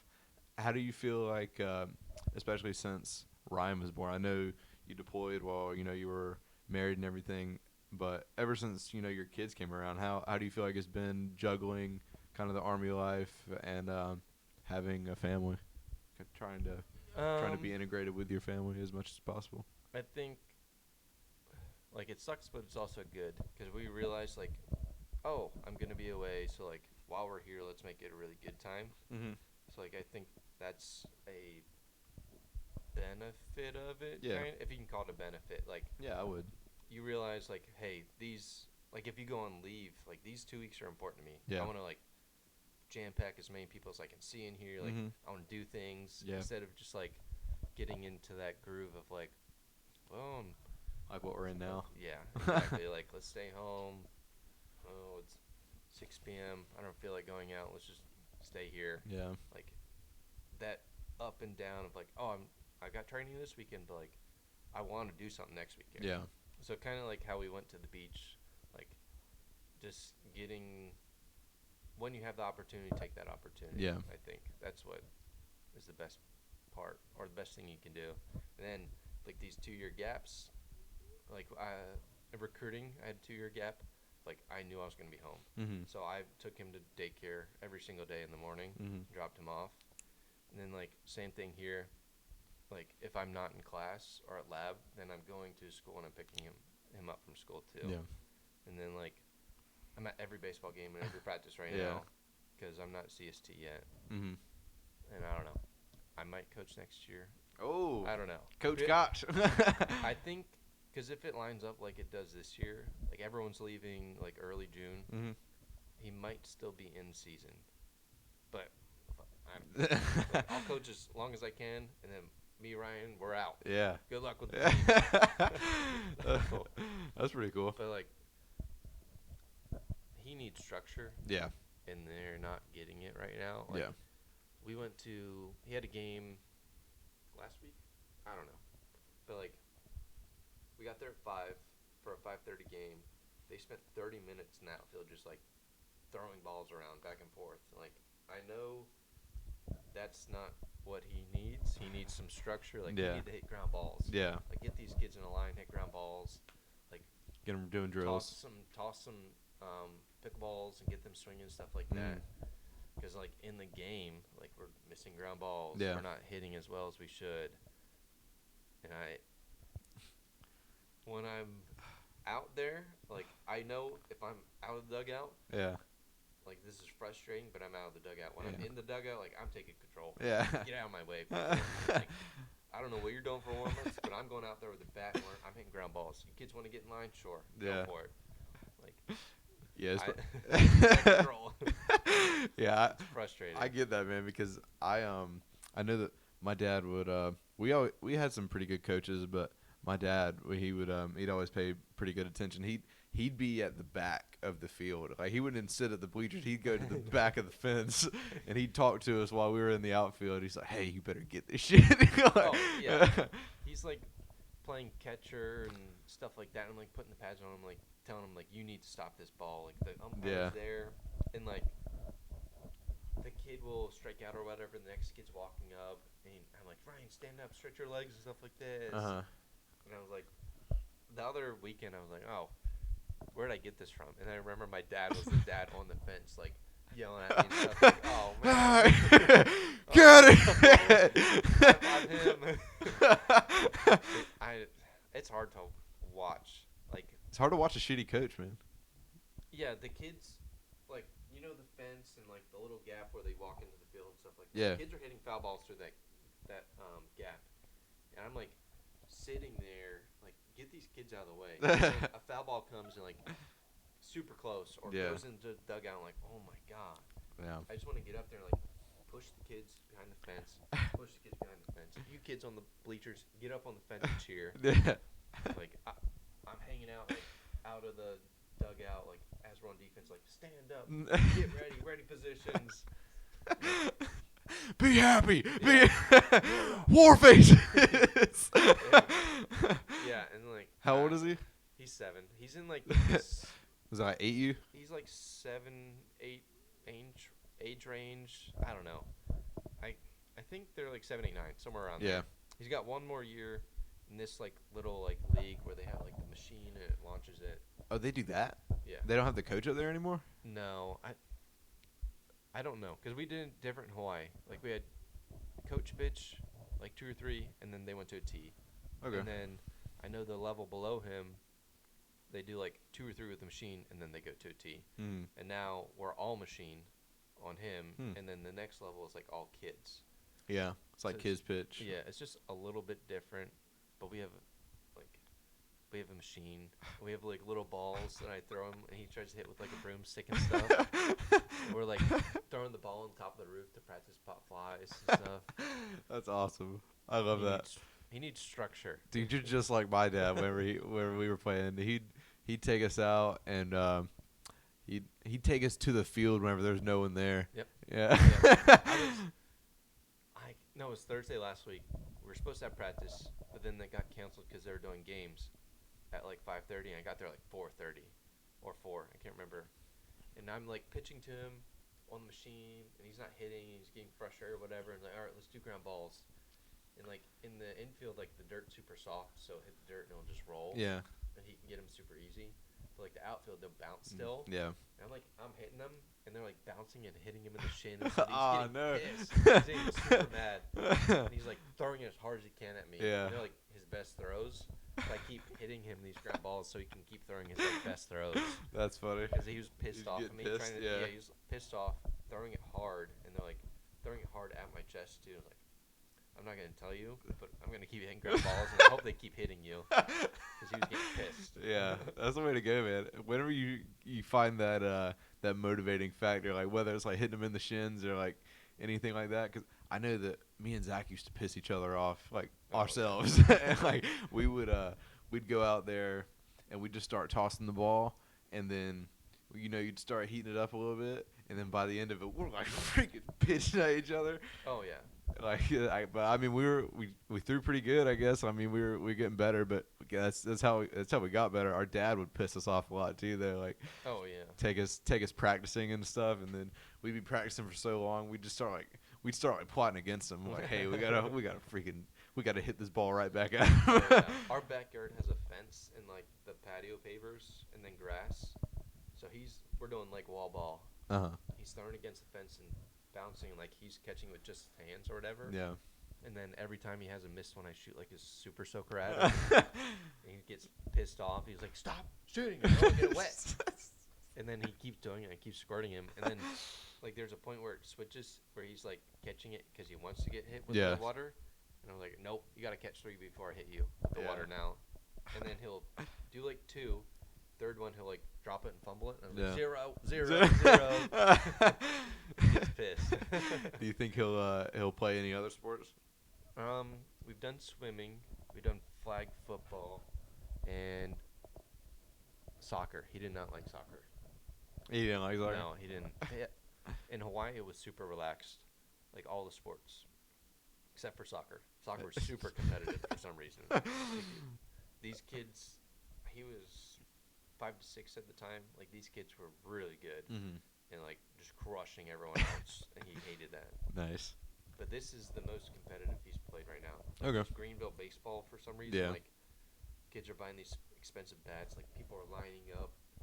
They're like arguing with the umpires and stuff that from the chirping from the stands. Jesus. Like, I don't realize it was this big of a deal. Dude, baseball in North Carolina is a big deal, man. Yeah. Like, that's how it is. So me and Zach played baseball for like 8 or 9 years. Yep. And we've had fun or whatever, but there were some freaking fans out there, man. So we had a ton of our friends were like the pick me baseball kids, and their dads were all the same dude, and they all cussed out the umpire like, every single game, man. Like it gets pretty intense down south. I don't know how you've been on like how it's been towards any other states you've lived in, but it's pretty rough over here. Yeah, I mean I've played like competitive baseball, but like older, like 10, 12, 13, like not 8-year-olds, 7-year-olds, like people, dads arguing like, no. Like, come on, man. Yeah, Who cares? At that point, like they're 7 and 8, like just let them have fun. Yeah, and like our coach, I didn't know if we 10-run rule a team, they end the game. Oh, really? It didn't matter, just keep going, and like we're running the bases, scoring more and more stuff. Like I think we only played 2 or 3 innings. Like I was under the impression like, who cares about the score? Yeah. Just like, because we have 90 minutes to play, or 70 minutes. Like, run the timeout. Yeah. As many at bats as kids can get. That's barely any time. Yeah. Yeah, run the timeout. But no, we're like 10-run rule kids and stuff dude, like that. That sucks. Yeah, we'd have to like. I remember they do like the mercy rule. Yeah, and like if they hit a ground ball and like the kid is holding it like in the infield or like inside the base path, like, pause. Everyone stops. Like they have a halfway point, so if you're past halfway, go to the next base, or you're before it, go to the next one or the last one, and like. Where kids are overthrowing first base, and like our coach is like, go second, and then they'll overthrow it again. Go third. Like, come on. It was a ground ball to the infield. Just go to first base and take your base. That's hilarious. I don't know. Did you play any other sports? I played baseball a ton, and then when I got into high school, I golfed a lot. I golfed all 4 years in high school because I didn't make the baseball team. Yeah. And I was like, I worked out all summer, and I didn't even make the stupid team. I'm done. That's dumb. And they're like, well, you could be – I remember I didn't make it. And then they're like, oh, well, you could be like an assistant manager on the team. Screw that. Like, no, I don't want to do that. Yeah, you got to be like ball boy or water boy or something. No. My friend did that for freshman and sophomore year, and then he barely started getting playing time like junior and senior year. Like, I don't want to do that. No. I'd rather just – play golf and like work or something. Yeah. I don't want to be a bitch. Yeah, you'll definitely be the team's bitch. Yeah. I enjoy golf though. Me and Bodwin and Parker went not too long ago. We all went and played. We had we were playing, but Bodwin had never played before. Oh. So he was like he was just driving the car, and then me and Parker were playing. But we had we bought like this 24-pack, and you had to drink you had to shotgun one per hole. Oh. And dude, by the end of that game, we were just like blitz. We were just Oh, trying to yeah. make our way back. I had a friend we would golf with in Hawaii. Like, he was like backwards of that. He would be late. We'd be like 6 holes in, and he's drinking or whatever, and then like he shows up. He's like, "Where are you guys at?" We're like, "We're at 6th hole." I'm like, all right, cool. 6, 7, 8, 9. He's getting blitzed. And then he stops playing. Like, 'cause he's so drunk. I'm like, oh my It's god. not even fun anymore. That's hilarious. Yeah, I like it. Our dad got us introduced. He introduced us to a lot of sports. He was genetic prowess whenever he just a freaking Yeah. stud whenever he was growing up. So he was like played baseball most of his youth, and then he got to high school and realized that he's like 5'7", like he's super short, and so he couldn't make the basketball team, and he was like, well, screw it. He's like, I'm just gonna go run track, and got freaking great at track. Yeah. He's like all state, all conference his senior year, and all this good stuff. Me and Zach sucked at track. I tell you, man, we started. I think we played it, or we ran track like either our freshman or sophomore year. Dude, we sucked. no. We were so bad. Like, and it was bad to the point where I came in last every single race except one. I got in 7th place. Like, I was so bad, man, and I was just freaking. I feel like I was grinding. I thought I was moving, but no, not at all. And he's this big, big track dude. He Yeah. wanted us to do well. I remember he was so upset at us one day because we were so slow. we drug him like 30 minutes out to our school to watch us do shit job at our heat, and no. he made us run all the way home. Oh, shit. He dropped us off at the front of our neighborhood. It was like a 2-mile run back to our house. He's like, "You will run."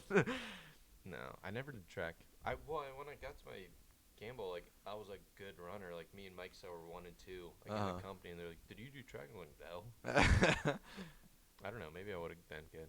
I don't know. Who knows? I would like to do, because track, you like run on the track, but like cross country, you run through the woods and Yeah. stuff, right? I think I'd be better at that, or I would like it better. Yeah, it's pretty fun. Or I've heard people say it's fun. Whenever I was that young, I could never have ran that many miles. Like, even now, like, I enjoy going on my long runs, but I'm slow. I'm not competitive long distance. Yeah. That's why I'm pretty excited about doing that 10-miler again. Yeah, I know. We need to I was thinking actually about that the other day. we need to actually start getting some stuff set up for I that. know. We just gotta figure it out. I know, because we put something in the newsletter about it. Oh, really? I thought I saw it on Facebook or something like that. Like, or it was the past 10-miler. I Maybe. can't remember what it was. Maybe, no, it was email Colonel Newsom sent out. And it was like a list of things and when they're at. And they put the Army 10-miler in like October. I was like, I'm pretty sure only 2 people were talking about that. Like, I don't know who put that shit in there. Yeah, because it was October 12th last year. It's October 13th this year. But I think we could have a pretty good shot. Just everyone pay for their own thing, and then we get a nice group that goes. We all have a fun time in Washington. That was so much fun. Y'all would have loved it. That would have been. I want to do it. If we don't do it in a group, I'm gonna go up there on, because it's what day is it? It's like a Saturday. Yeah, because you leave. Actually, I think it's on a Sunday, Oh yeah, and then you just leave that day. yeah. If we don't get a group, which I want to, I'll just go up and do it myself. Yeah. Like, my mom is in Frederick, Okay. Maryland, so we're probably an hour at most. Yeah. From where we do it. And I don't know if did you guys get on like the metro and stuff? Yeah. Yeah, we can go from Frederick to, I can't remember where it is, Rockville. Take the metro in. Yeah. That could be an option. Yeah, man, I don't know. that'd be pretty cool. Yeah. We went up there last year and got checked into the hotel. We were at like the West End in Arlington. Mm-hmm. I thought it was a really nice hotel. We were staying up there having fun, and then we were like, well, this is our only day. We got to make use of it. So, dude, we went everywhere. We went to the Lincoln Memorial, the Washington Monument. We went to the Capitol building. Like, Did you go to the cemetery? Arlington National Cemetery? If I you don't guys didn't, we're going this year. I don't think we did. We have to go. We gotta bring like a nice like CST clothing to Yeah. go. But like that, we gotta go. If we're up in that area and we're doing an Army 10 mile, Yeah. we gotta go to Arlington National Cemetery. I've been once or twice. Once for a funeral at least, and then I maybe went on my own. But like, it's not that it's cool. It's cool. Yeah. But like, it's very interesting and like seeing the hills and everything, like the changing of the guard and stuff. It's Okay. worth it to go. Yeah, that's cool. If I'm on the team, I'm taking it half a day. I've already got on the schedule. Oh yeah, for sure. I don't care what you guys plan. We're not going to Q Sushi in DC until we go. Yeah, I'm down. Let's do it. I'm pretty pumped. It was so much fun last year, especially since like that was because Cross went, and he's actually supposed to be he was supposed to come today to do this as well. He's supposed to do this really? like an hour before you, but it was. I feel like that was the first time that I've seen we got so many people out of the state and we weren't in uniform. We weren't like stuck to the stupid schedule that these higher ups had made for us. Like we weren't in this dumbass training environment. Like we were doing our own thing. We were having fun, and it just felt like a vacation. Like a little weekend trip. Sure, we had to run a little bit, but I mean that was cool. Yeah, but it was by choice. Yeah, absolutely. Like we paid to run. Yeah. Dude, I gotta admit though, that was the one of the toughest runs I've ever done in my life. Just because I don't know if you've ever. I can't run with Parker because. Oh my god. 'Cause I found that out real quick. So At Sandhurst. because he paces me like we push each other so much to where we're pretty much just sprinting anything that we do, and I kid you not, man, we got done and we finished our race in an hour and 16 minutes. So we ran like a 7:30 the whole way, and I was like, I can't believe that we just did this. And I was talking to everyone coming in. They're like, "Oh, did you see all the pretty sights and everything?" I'm like, what are you talking about? It's like we were running so hard that we missed the whole experience. Oh yeah. We were booking. I've never ran that fast in my life. We ran 2 consecutive sub 40-minute 5 miles. No, I got my own mentality going into it. It's like, all right, this is an experience. Let's have the experience. Yeah, I don't care how fast I'll run. I agree. I thought about doing that this time. Keep like a 9 or 10 minute and just coast, and then just talk. You like a conversational pace where you can enjoy, look at the view and everything. I'm kind of worried about if Bodwin goes, dude. That dude can't run. Yeah, but like, I like those runs where like you're not just doing laps and you see the same thing. So like going places and going around things, I think that would be fun. Yeah, it was crazy. Like, I've only seen pictures and videos. Like, I don't know if there's like people along the route the whole time or what, but like the people around and like people seeing you, that puts a lot of pressure on me. So like, all right, I'm gonna like at least run. Yeah, because I looked up the attendance numbers for last year, the year before, and I think it was just competitors, not because there's a huge support group, like a support following that is the whole way, like the whole length of the trail. There's people following you and just shouting "Go, go, go" with posters and everything. But I think just competitors, it was like 35,000 people. Oh my gosh, dude! We got there and we checked in or whatever to the race. Took our photos, and we started heading to our heats. Dude, I've never seen that many people in my life. It was just a freaking sea of people. Do you get anything for it, like a medallion or anything like that? I have no idea. Yeah. Here, hold on. I actually have it here. Oh. You didn't want to give up your tomahawk to the program? No. Fuck that. Oh, I would totally give it. I don't know if I'd give this up. If we had like a big picture and a plaque in the battalion, that Christian Berry, that was pretty cool. I don't know if I'd give this up. No, maybe I would. I wouldn't. I tell you right now, I wouldn't, because that's pretty awesome. I love that. Yeah, I'm not giving up the tomahawk. No. That's gonna be my company office. For sure. Commander. Yep, absolutely. Maybe. Did you see that they engraved it upside down? Yeah, I kind of hate that. It pisses me off, yeah. dude.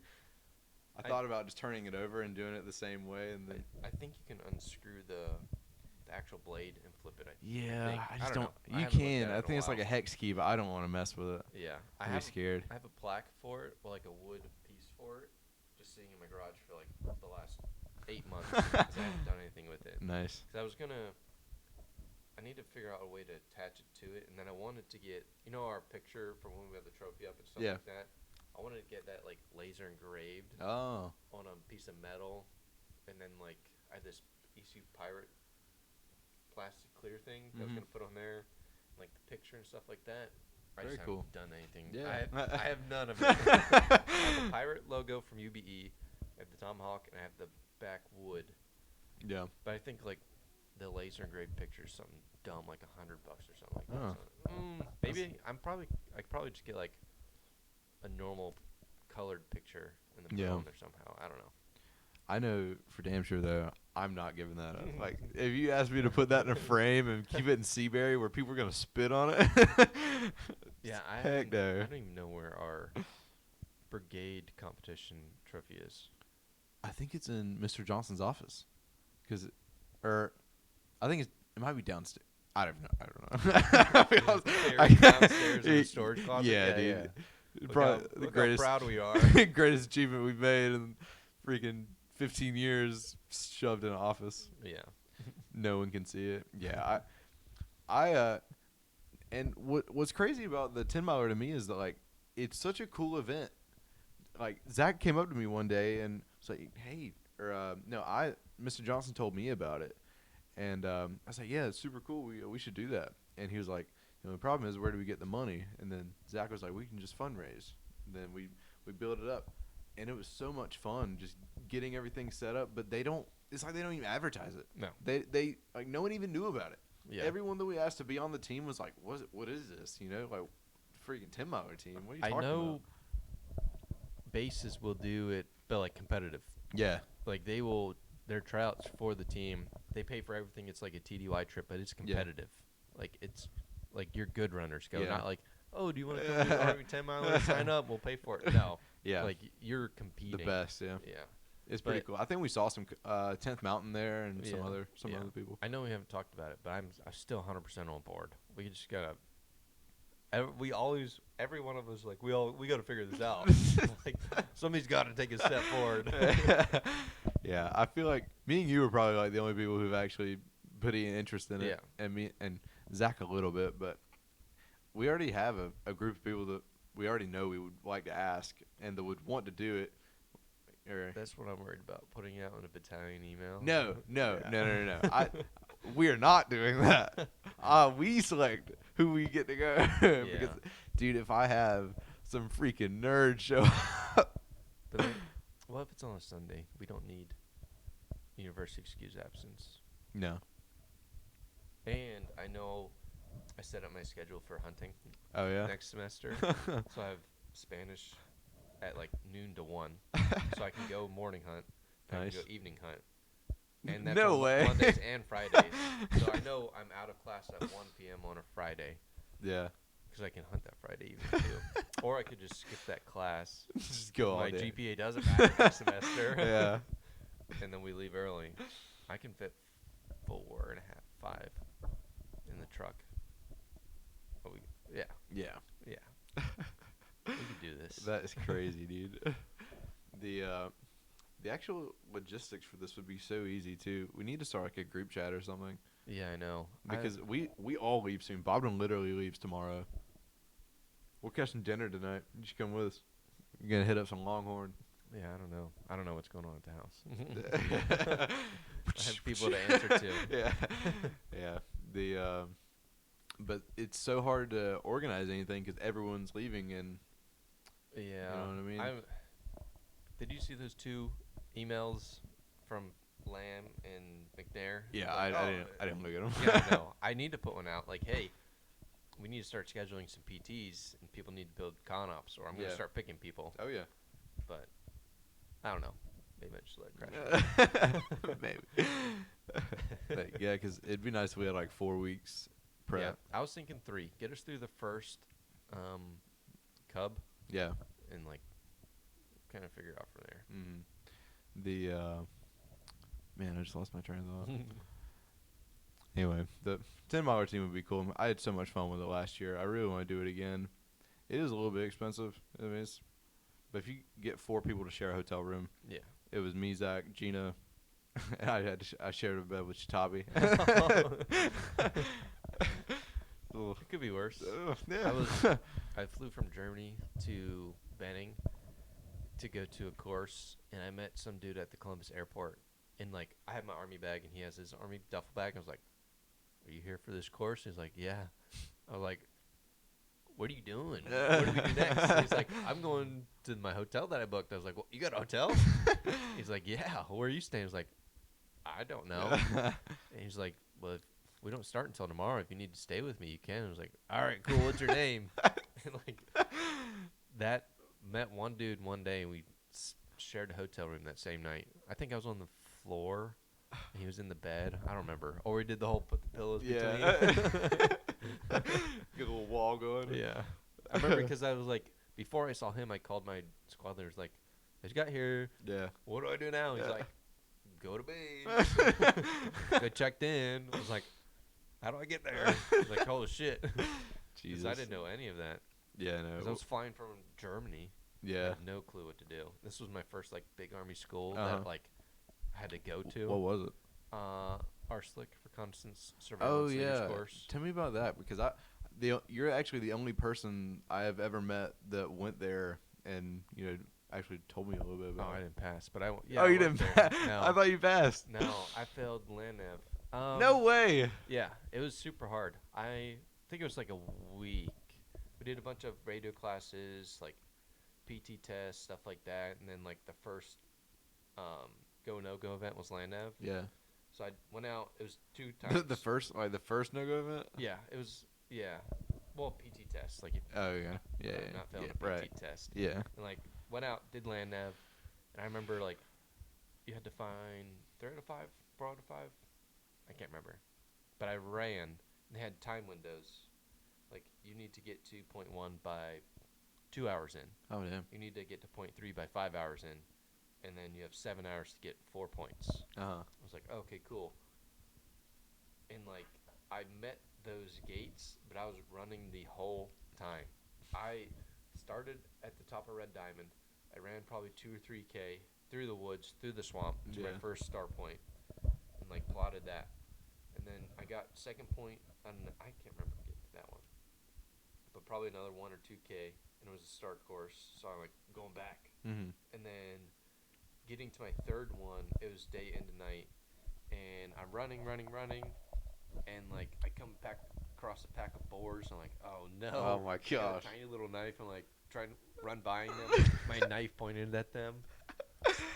And then like I couldn't find this point. No clue where it's at. I'm like in the woods, like, oh my god. And I hear a 4-wheeler start driving away, and I just start sprinting towards the 4-wheeler, and like I'm running towards him, and like I see the point, I'm like, oh my god. I make it to that third point, and I'm like, I wouldn't have found this unless they turned that 4-wheeler on and start driving away. He's like, well, you got 1 more to go. You got the rest of the time. Hopefully you get it. And it goes into night. I had this shitty little PVS 14, and all the regiment dudes, they brought their own. Oh my for the gosh. regiment, so they got the double ones. Yeah. Oh fuck. And I'm like walking through the swamp, and like I can't see a fucking thing. Yeah. I'm walking through the swamp, and like I get a little text message on the GPS that they're tracking us. Like, you are a roadkill. Move to your 4th point. Roadkill. Yep. I was in the swamp, walking within 50 meters of a road. I had no clue it was there because it was so dark and nasty. Oh my gosh. And I'm like, okay. And I like walked to my next point, like sure as shit, it was like follow that road and like go uphill. And it was like that was my point right there. And all I had to do was get to it. And I would have made it I could have made it through the gate or whatever to go to the next week. And I get to the point, and they're like, I was a roadkill. And they're like, well, who found you on the road? And I was like, no, they texted me on this GPS phone. They're like, they're not supposed to do that. Because at the beginning, they're like, we're not going to roadkill you on this. Yeah. Like, just know we are tracking you on this. It's like, okay, cool. Yeah. Like, I'm not gonna use the roads intentionally because I know you're not supposed to get me, but like I'm not gonna, I don't know.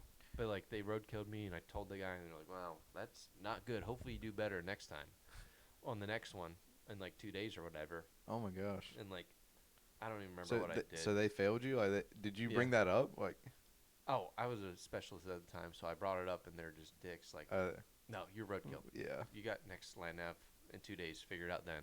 So it was like a retrain up and then go again. Yeah, they gave us another day of training, and like they have the big map on the board, and they're like, okay, like telling us what to do and stuff like that. And there's like this huge circle in the middle, and they're like, if you have anything around here, don't go through here.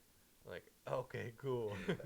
I like plot my stuff out, and it's like, go through it, go through it, go through it, go through it. Like, oh no. I think I probably ran another 7 hours that light land nav and failed it again. Oh my gosh. God. I remember like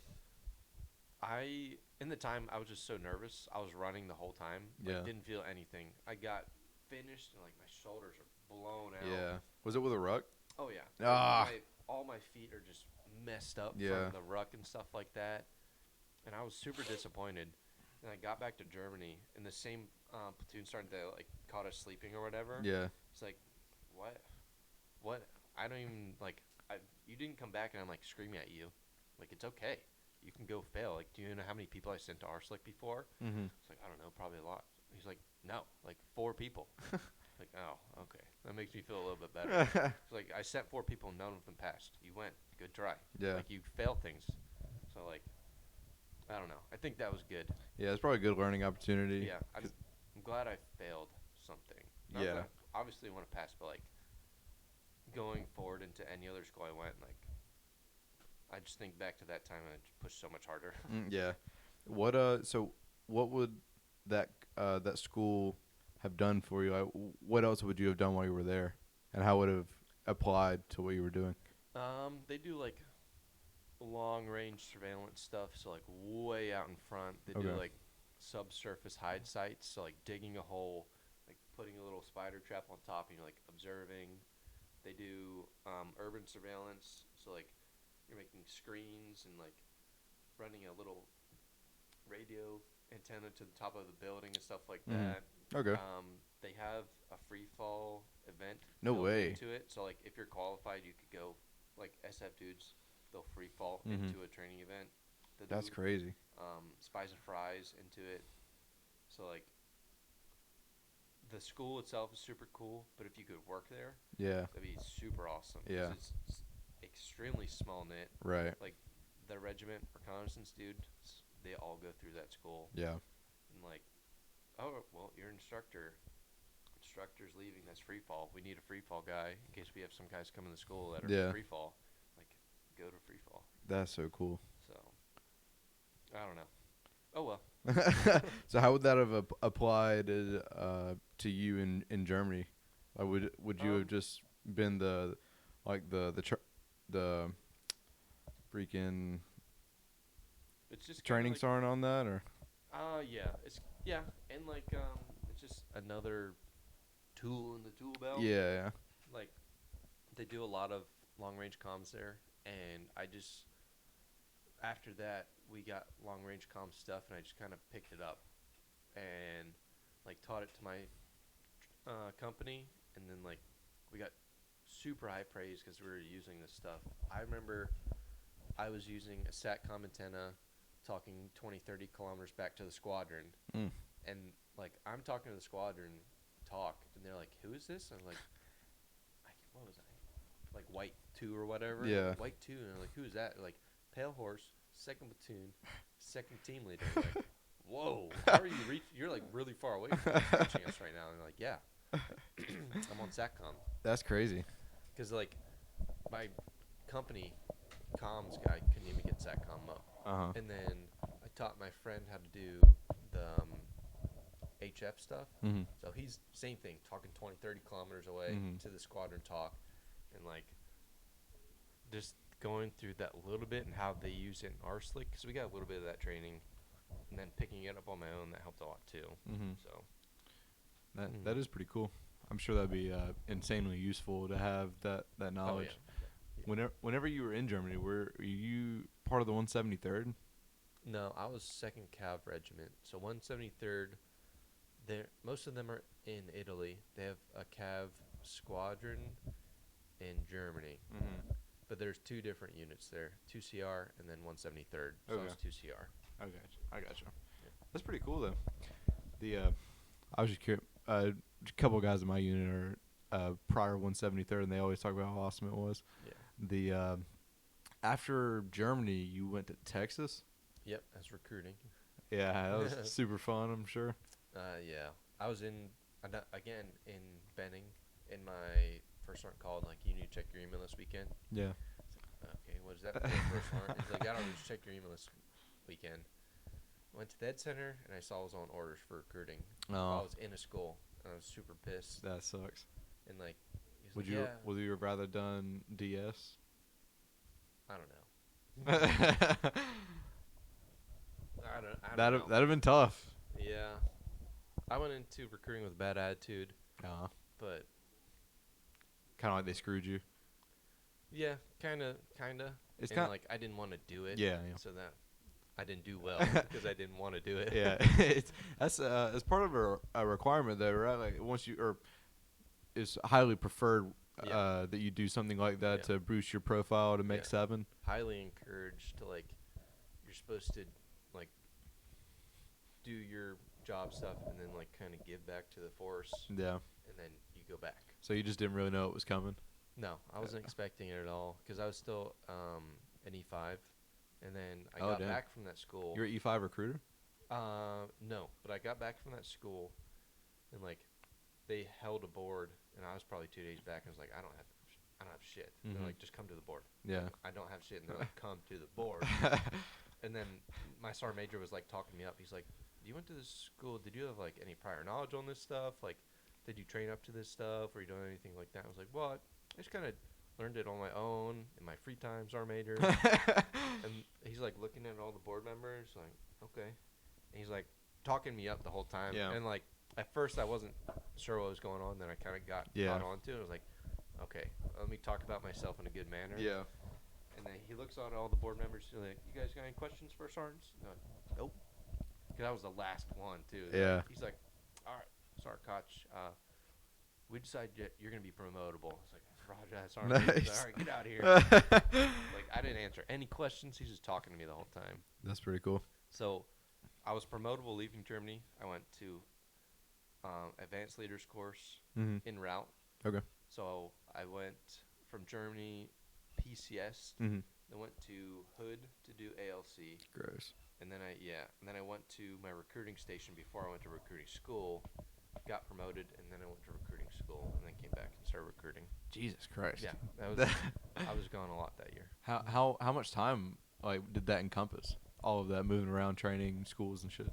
When I found out was January, and then I got back from that school February. I went to Israel like May, PCS in July again. I went to ALC in August, and I went to Army Recruiter course in November.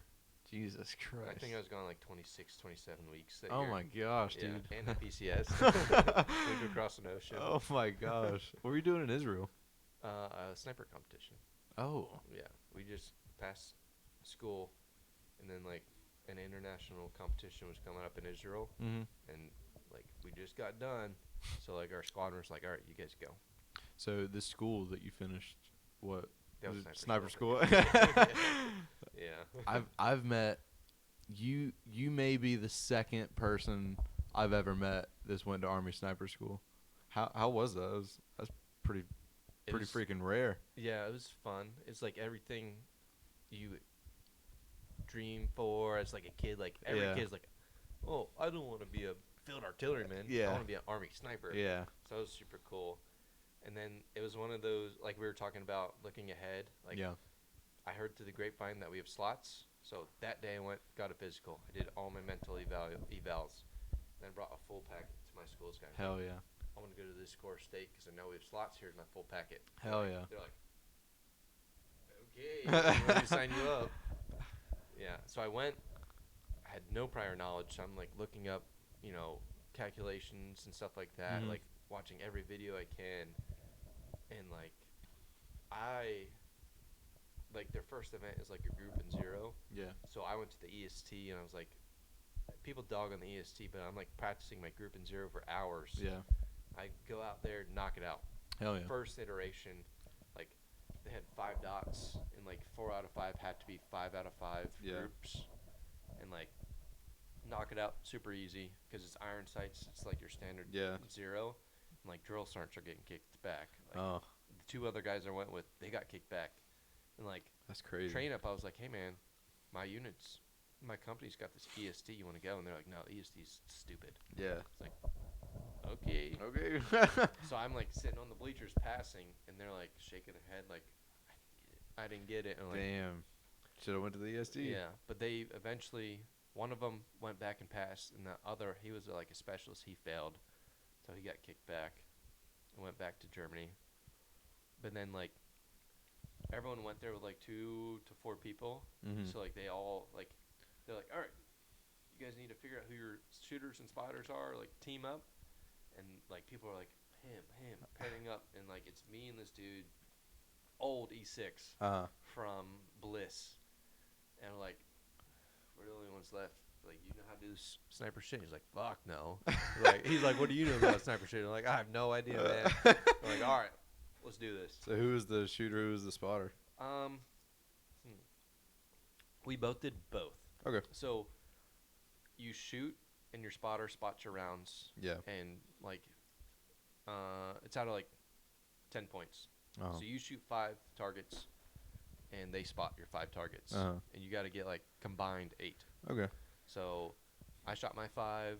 I shoot my 5. He's great spotter. Mhm. He gets first or second round impacts. We're good to go. And then I spot for him, and then he needs to shoot 3 out of 5 first or second round impacts. Yeah.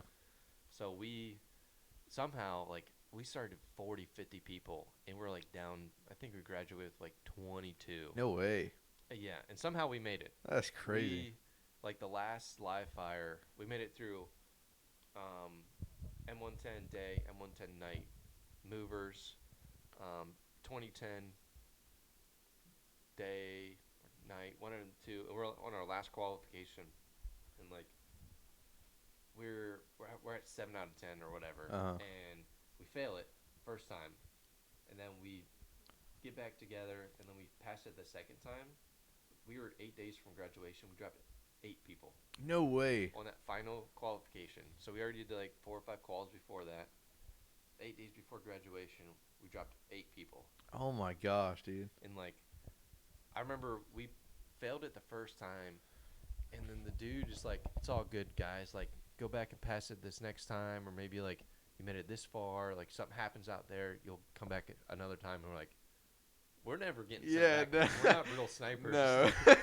He's like, "Oh shit, you guys gotta go past this." So like, That is crazy. How long was it, like, the whole course? it was 7 weeks. It was a long time. 7 weeks. Yeah.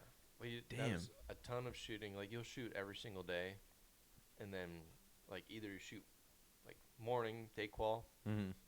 or you'll do something in the morning, and then you shoot a night qual, Yeah. or like day movers and then night movers or whatever. Yeah. But you'll shoot every day, and then you do like, you got target detection range estimation.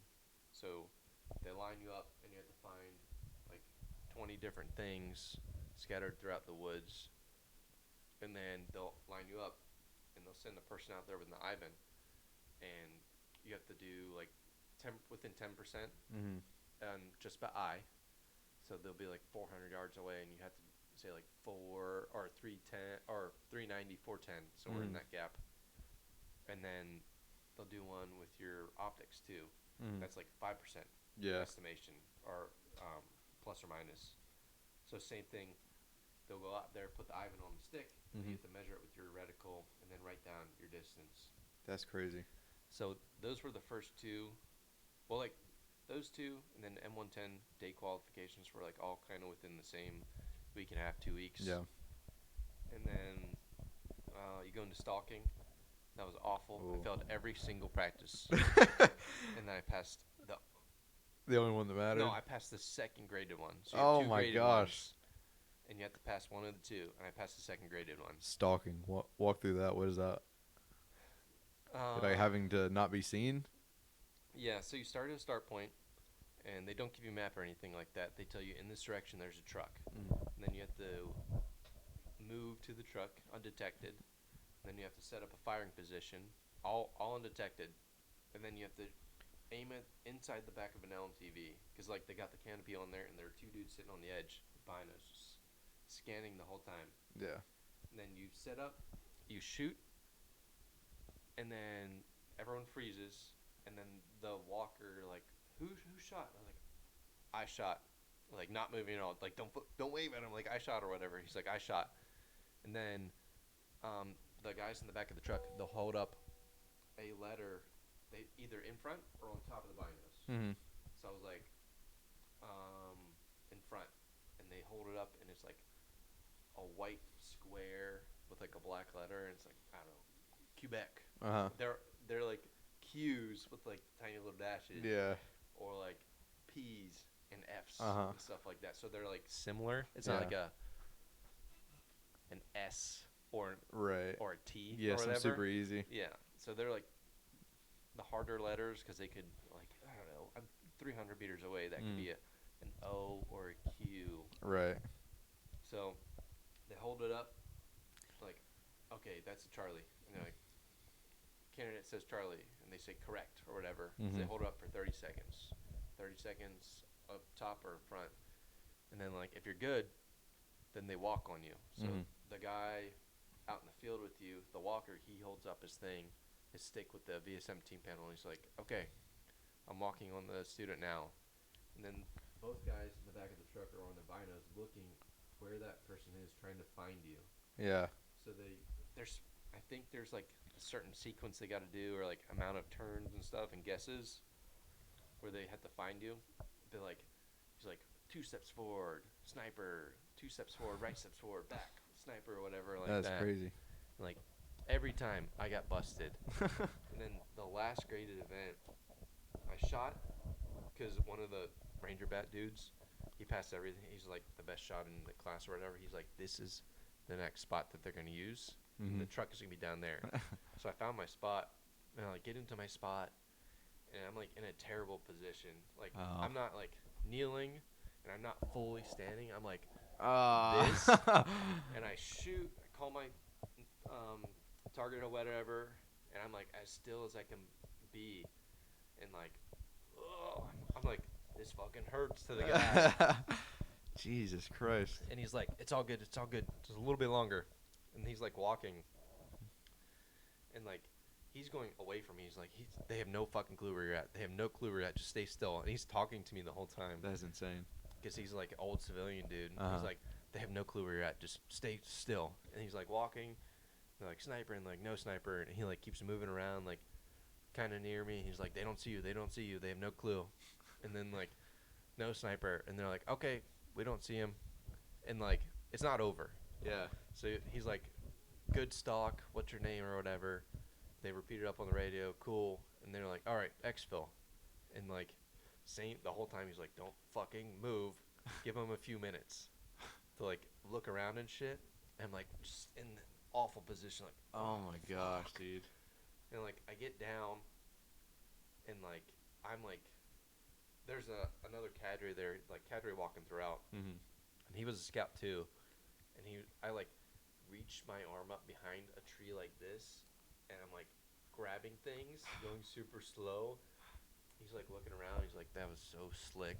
God, that was awesome. And I'm like going back up again to like grab something, and like, oh my and gosh. I like get past this little hill, and he's like, all right, stay low. They're not gonna see you. Get out of here. Oh my gosh, dude, that is insane. Yeah. That's so cool. It was awful at the time. Terrible. Yeah, so terrifying. it sounds at the really time. awful. Yeah, but at the end it was awesome. That's crazy. Yeah, but like the civilian guy like pumping us up the whole time, because like I failed every single one, and they're out there the whole time. They see everything. Yeah. And they're like trying to give me tips and stuff like that, and like go here, and they're like picking me up out of the scenario. Like, yeah, whatever, you're gonna get seen. Like, go here. This is what it's supposed to look like. Mm-hmm. And I'm like, fuck, I don't know what I'm doing here, man. But for him to be like, they have no clue where you're at. And then that instructor dude who's like, I'm snaking my hand up a tree to grab something. He's like, that's fucking sick. It was pumping me up. It was awesome. How, man, that is insane. How was that the last graded event? How much longer until you graduated after that? That was halfway, little after halfway. Really? Then we had, so you shoot you qualify with two different guns, the M110 and the 2010. First half is the M110.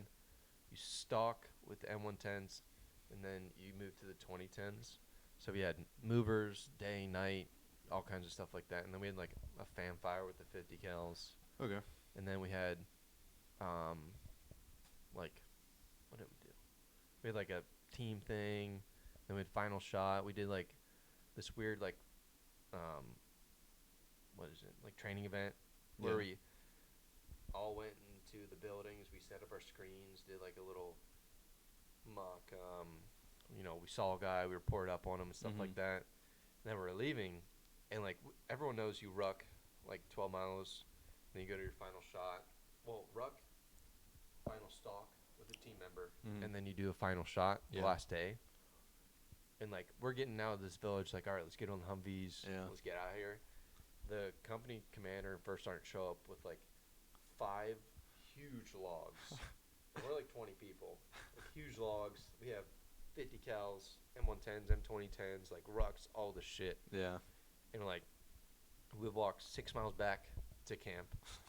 And then when we wake up the next day and we do the 12-miler with all our stuff. We do the team stalk. Then we go into final shot. It was just, those last like 2 days were terrible. Yeah, that sounds pretty freaking rough. Yeah, we're so disappointed. It's like the 50 cal is like 30 pounds. The 110, it's like 13, 14. The 2010 is somewhere around there too. It's like we're not carrying M4s. Yeah. It sucked. That's insane. So after that, you graduated, and that was in Benning, right? Yep. Yeah, so you graduated from sniper school, did all your cool guy stuff. And then was it straight from there that you did this competition in Israel? It was a couple weeks, maybe a month. Okay. And then So it was still pretty fresh. Oh yeah, super fresh. Like, yeah, maybe a month max, something like that. Cause we knew everything. Me and the other guy that passed same sniper unit, sniper team. Like we picked up that kid that failed, and then we all went down to Israel and to shoot. So How was that? it Sounds pretty cool. Yeah, it was really cool. It was a what is it when they like the CIA like oh man, what am I trying to say? Like it was they're like dang, I don't know. But like every single person there was like beautiful Israeli girl. It was like mind games. That's really? I think that's what I'm trying, like mind games, like It's like psyops. oh yeah. Like you go to a lane and like there's 10 beautiful women like telling you what to do. Like, I don't think you're a sniper. I think you're trying to like gather info on me. We did like all these lanes or whatever, like a lot of cool stuff. And then our phone, I don't know, it might have been a time change, but like they had this huge party in Israel the night before we fly out. And we're like out in town at this party. And, like, me and the 2 other guys, like, all the Americans are there together partying. Nice. A couple guys from the schoolhouse, too. A couple guys from 173rd. Nice. And, like, me and the 2 other guys from Germany were like, oh, shit. We need to go back to the hotel, get our bags, and then go to the airport to hit our flight. And, like, we drive back in the taxi. We grab our bags. He's still waiting for us. And we get into that same taxi. It was that close. Like, we're checking our watches like, oh, shit. Then we go through security, and, like, we brought some of our stuff from Germany, and they're like, what is this? Yeah. And they're like, I'm here for a competition. I, like, gave them the contacts or whatever. Yeah. They, like, made sure it was good. But, like, I'm going through Israeli airport security, and, like, 30 security people are like, Oh, my what gosh. are you doing? And you need to get in there super fast. Oh, yeah. They're like, what is happening? Why are you in this country with this stuff? I was like, I'm here for a competition. What was it? It was, like, sniper scopes. Oh my gosh, that looks so sus. Lasers, night vision, stuff like that. Jesus. I had it all in my person because, like, I'm not putting that in a bag. And, like, So it was all in my check or carry-on. So it's going through the scanner. Yeah. And stuff, and like, Oh my what are gosh. you doing, Dude? You're lucky they didn't confiscate it Yeah, I and was just terrified. freaking tackle you to the ground. Yeah, but it was interesting. It was fun. How did y'all do? Oh, I have no idea. We probably did terrible. We had group guys there, guys from the schoolhouse. So obviously shooting better than Yeah. us. Like all the special forces from like Israel and Greece and Italy and Spain and all those guys, like they're like men, old men, like 30, 40-year-old guys, like seasoned guys. Here like, comes with Sergeant all this Koch coming Gucci in. stuff. And like, oh yikes. Here comes Sergeant Koch coming in. Yeah, we probably straight got from recruiter stomped. school. Yeah, we probably got stomped, but That's hilarious. oh well. Hey, that's pretty cool though. Yeah. You still got the opportunity. I'd love to do something like that. Yeah. Even to be admitted into a school like that is insane. Yeah, yeah. So that's a pretty awesome opportunity. Yeah. I'm sure that recruiter school paled in comparison to this. Oh my god, I don't even remember anything of that. I just tuned that out. I would hate that. I can't even imagine. That sounds awful. Well, it was a really long. I think it was like 7 weeks too, but like, you could have condensed that down in 3 weeks. Yeah. That's awful. Are they When you just have- like gorging the information down? No, or like, it's so slow. Like, oh, it's just like a this trickle. is how you make a phone call to someone. Oh my and like how gosh. you kind of convince them. And we practiced making the same phone call script for weeks. It felt like. And then we went to, in the school, you went to Arizona to like practice without any pressure or whatever. And like, I had a guy. So I was a recruiter, and then you have a station commander, like a boss of the office or whatever. So he's got to go to school for that too. So station commander school takes a bunch of the recruiting school kids to this Tucson, Arizona, and they have like an area. Yeah. And this dude is like, hey, I need you to get some like referrals or whatever, like people like sign cards, names and stuff like that. I remember I was just giving bullshit names and stuff. Like I would go into a restaurant and I was like, this guy's really bugging me. Like I need names. We're doing this exercise of like army stuff. Like they're probably not gonna call you. This does not mean you're gonna join the army. Can you get a couple guys in the back to sign this shit? And I brought like 3 or 4 of them out. And he's like, nice. I'm like, yeah. That's They're hilarious. complete bullshit names. Like Joe Honcho, yeah, he really wants to join the army. His phone number is 1-2-3-4-5-6-7-8. Oh my gosh, that is hilarious. Yeah. Jesus Christ. It was awful. So you were a recruiter for what, like 3 years, 2-3 years? Like 2.5. Yeah. So how actually like, after you got out of school and all that, was it still just as miserable being on? I got really lucky. Really? I got done December 2020, like months before COVID. Okay. So COVID happened, everything shut down for 3 or 4 Oh months. my gosh.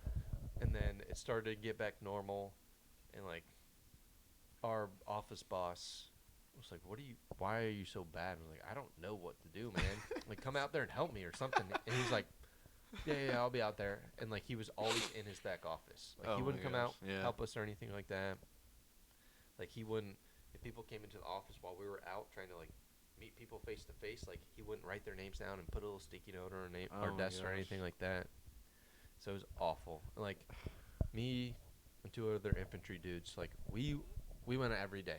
Yeah. Like, we're going try to talk to people in Walmart because like if people see people in uniform, Yeah. like they might think and then like go to the office or call the office. Mhm. But if we're out of the office every day, Yeah. they're not gonna come and talk to us.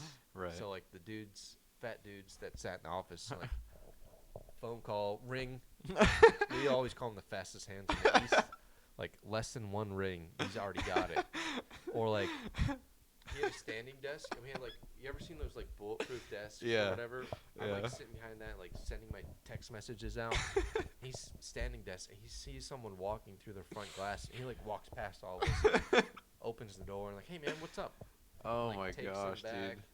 Like, I got to the point where like I need somebody, and I would sit in the office for like a week. Just I had the fastest hands in the East, like swiping all his stuff the best I could, like running up to the door and stuff like that. And I just hated that. That's hilarious. And like they have, so if you go on goarmy.com and like enter your info or whatever, where do you live, zip code, phone Yeah. number, like it'll populate into our system, and like, oh, I see Warren Barefoot Yeah. from Greenville, North Carolina, is interested with this phone number, and it's like ADQ leads or whatever. Mm-hmm. Basically, you went on GoArmy.com, like that shows up in the system, and everyone shows up to work at 9 o'clock in the morning. Right. Maybe you go in there, check them. Maybe they're good. Sometimes they're shit. Who knows? Uh-huh. And then you kind of do your stuff. No, this dude would go to the office at 6, check all those first, call all of them first. Oh my gosh. So I got to the point where I would wake up early at the house, check them, call them, text them. I would mark on there that I called them or whatever, and I didn't call them because it's early. Yeah. But like he would see that they were called, And you wouldn't fuck or with I him. would go in and I'd delete them. Ah. I'd delete all. I'd take a picture of all their stuff, delete all of them, No way. and then I call them later in the day when they would answer. And I like all my 2 buddies would know. Yeah. Because I was like, I'm struggling. I need help. I'm staying in the office today. I'm not going to Walmart. Sorry, guys. Yeah. And then my buddies would know, and he's like, he's like, man, we don't have any leads lately. And I'm like in front of him, like laughing and shit. And they're like, I don't know, man. It's mystery. Total mystery. Yeah, it was awful. They're like, when they weren't combat MOs people, so they would, when everyone can hear everything. Yeah. They were trying to brief a kid, like, yeah, combat MOS, like, it's like cops or whatever, and we're just like, Oh my gosh. talking about, like, cringing up there and stuff. Oh like, my gosh. yeah, you can change your job if you don't like your job. Like, No. You really can't. so it was just, I didn't like it. That sounds awful. Yeah, I didn't like it. It sounds like a real cutthroat industry. Yeah, it was. And, like, you could be doing great this month and that next month, but, like, oh, you didn't get anybody in the Army this month? Wow, you kind of suck. Like, the good people, like, hey, we have 4 tickets to the Astros game for Military Appreciation Night. Like, who wants them? And, like, 5 people raise their hand, like, you haven't put anybody in a couple months. Oh no. You're doing good. Here you go. That sucks. Yeah. That sounds awful. I would hate that, man. Yeah. And where were you at? Beaumont, Texas. I was on the Texas-Louisiana border. Okay. So, COVID was great, but it wasn't great, too. I don't know. They didn't care about COVID down there. Yeah. Like, Louisiana, Texas, some people wore masks, like, still, COVID, kind of hesitant and stuff like that. But, like, Louisiana, no. No. They don't care. They don't care at all. When COVID was happening, they're like, what? Mask. I'm not wearing a mask. Lame. Yeah. So. Did you actually hear about that that news story that came out about Fort Hood the other day? No. So, surprise, shocker, Fort Hood again strikes again. but they apparently, this dude, private, of course, he kidnapped this woman and tortured her and raped her for 10 days at gunpoint and knife point. Apparently, I was talking to Ethan about it yesterday. I was like, his asshole was gonna like someone dropped a bomb in it. Where they get him from? Soldier? Yeah, or they get him from Leavenworth. It was private. Just like going to work and then going home and doing this? I guess. Yeah. That's awful. I feel like every year you get a story like that from one of the weirdos down there in El Paso. Yeah. I don't know. Army, people say the Army's small, but the Army's huge. Yeah. It's in the spotlight. Yeah. Like I don't know. Hopefully these things don't happen in other big corporations, but I'm sure some stuff happens, but they're not like in the public eye or anything. Because like wearing uniform, yeah, well, like you get this freaking 18-year-old kid who kidnaps this woman, you're probably gonna shine a light on this. yeah. You know what I mean? I That's think it's important that you shine a light on it. yeah, but, for like, sure. But any mistake that we do, no matter how big or small, gets recognized. Yeah. It is kind of unfair, but I guess at the same time, people want to know how the military is doing. I think we should rid the entire military of anybody that thinks that that's okay. Yeah. That's awful. I wish we could rid the military of anyone above a certain BMI. I wish that as soon as you get this chubby checker out of basic, he comes to big old Fort Campbell. They're like, oh, interesting. I think that's. I mean, I don't know. I think it's slowed down. I think we had some big dudes when I was a young soldier. I think it's slowing down.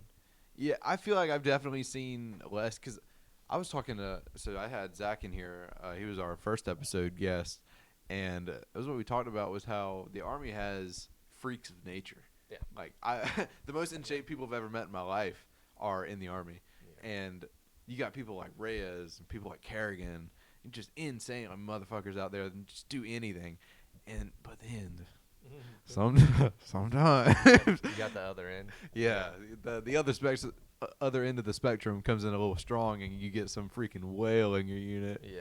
I wish I could have a magic wand. Bibbity bobbity boo. You're out of this unit. You're a disgrace to this Army. Never come back. Like, dude, we got a guy in my unit. Shout out Isley, fat bastard. He fatted out of his unit. Whoa.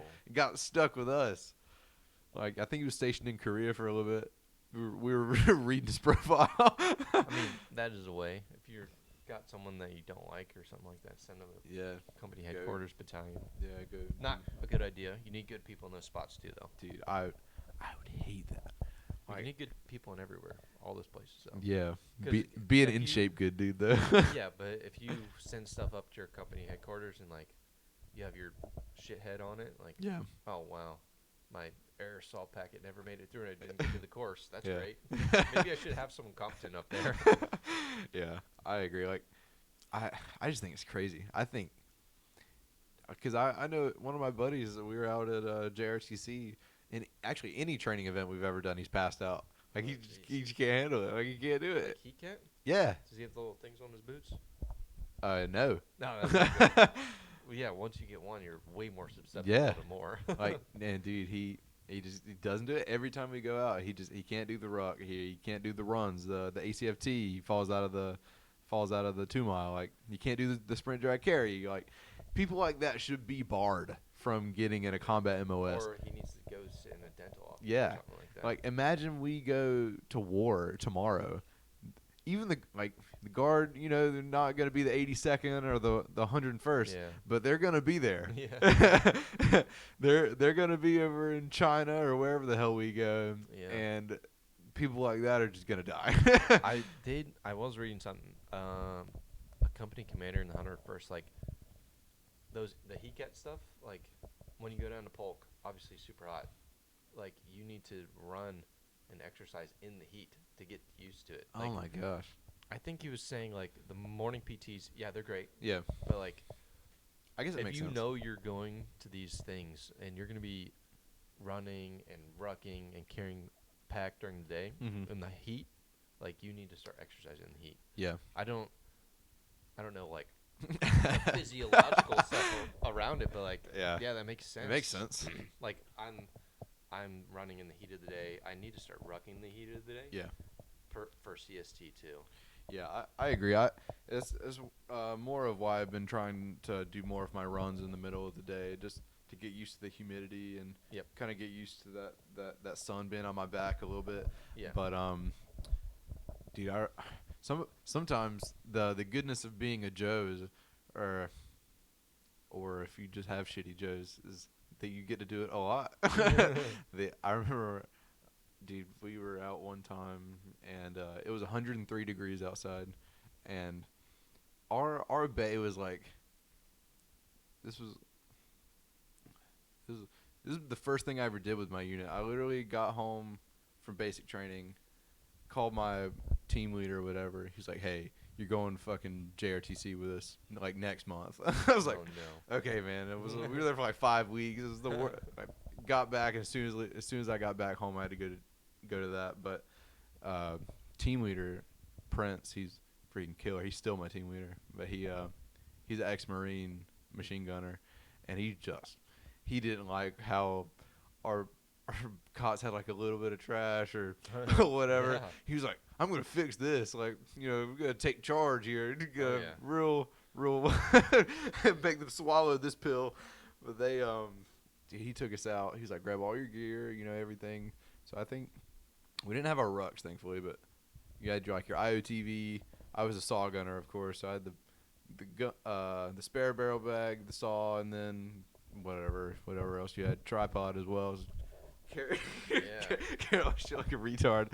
And then he was like, all right, let's go. And then we did like a freaking mile-long torture sprint in the 103-degree heat. And then every like quarter mile we'd stop and he'd be like, you're gonna squat with all your shit above your head. I was like, okay, cool. And then he brought that guy who always falls out. He's like you're gonna go in the woods and you're gonna search for some respect. And then he'd go or whatever. He'd run 20 meters in the woods. He'd come back. Be like, did you find it? He's like, he was a specialist. He'd make us call him specialist. He's like, you got specialist. I found it. He's like, no, the fuck you didn't. Get your shit. We just do it over again. God, it was so dumb, man. I'm all about it. I love it. I love being a part of it. It's always fun, getting a little bit hazing is amazing kind of thing, It never hurt anybody. Yeah. But I actually just thought about it when we were in Kuwait, when we're stuck there. Like, everyone comes out at night. Yeah. Because it's a lot cooler. And my platoon sergeant had us running missions in the middle of the day. Uh-huh. Like, we would walk around the camp, middle of the day, fully kitted up and everything. Like, thinking about it now, like, this is stupid. Yeah. It's so hot. Why are we doing this? But, like, now I just thought of, like, acclimatizing the heat and stuff like that. Like, that's actually probably a pretty good idea. Yeah, absolutely. Because I guess it's kind of like that whenever. So when we went to Africa, all of our training prior was like you said, dead middle of the heat in the day, and we didn't really run many night missions, but dude, I severely underestimated how hot it was in Africa. Oh, yeah. And then I got there, man, and I was like, the sky's yellow. Different tent over here, and then it was blazing. It wasn't even very humid. It was just burning. Yeah. And then thankfully it got a little cool at night, but I guess we were a little bit more acclimated because all we did was train outside in the middle of the day. Yeah. But so I get what you're saying. That there probably is a bit of they don't tell you that, No. but Yeah. And now it's taking me forever to figure it out. That you need to run in the middle of the heat of the day. I guess that makes sense though. I'm gonna start implementing Yes, that. you should. Whenever I'm company commander, I'm like, we're gonna go on freaking company mass runs. You should run midday now. Yeah. Find the hottest day. Right there. If it's raining, I'm running too. Oh yeah, for sure. Yeah. All you guys, you're getting soaked. Yeah. Going through the trenches. Well, I mean, here I can go home, change into clothes, Mhm. and then throw my stuff in the dryer. Like, Yeah.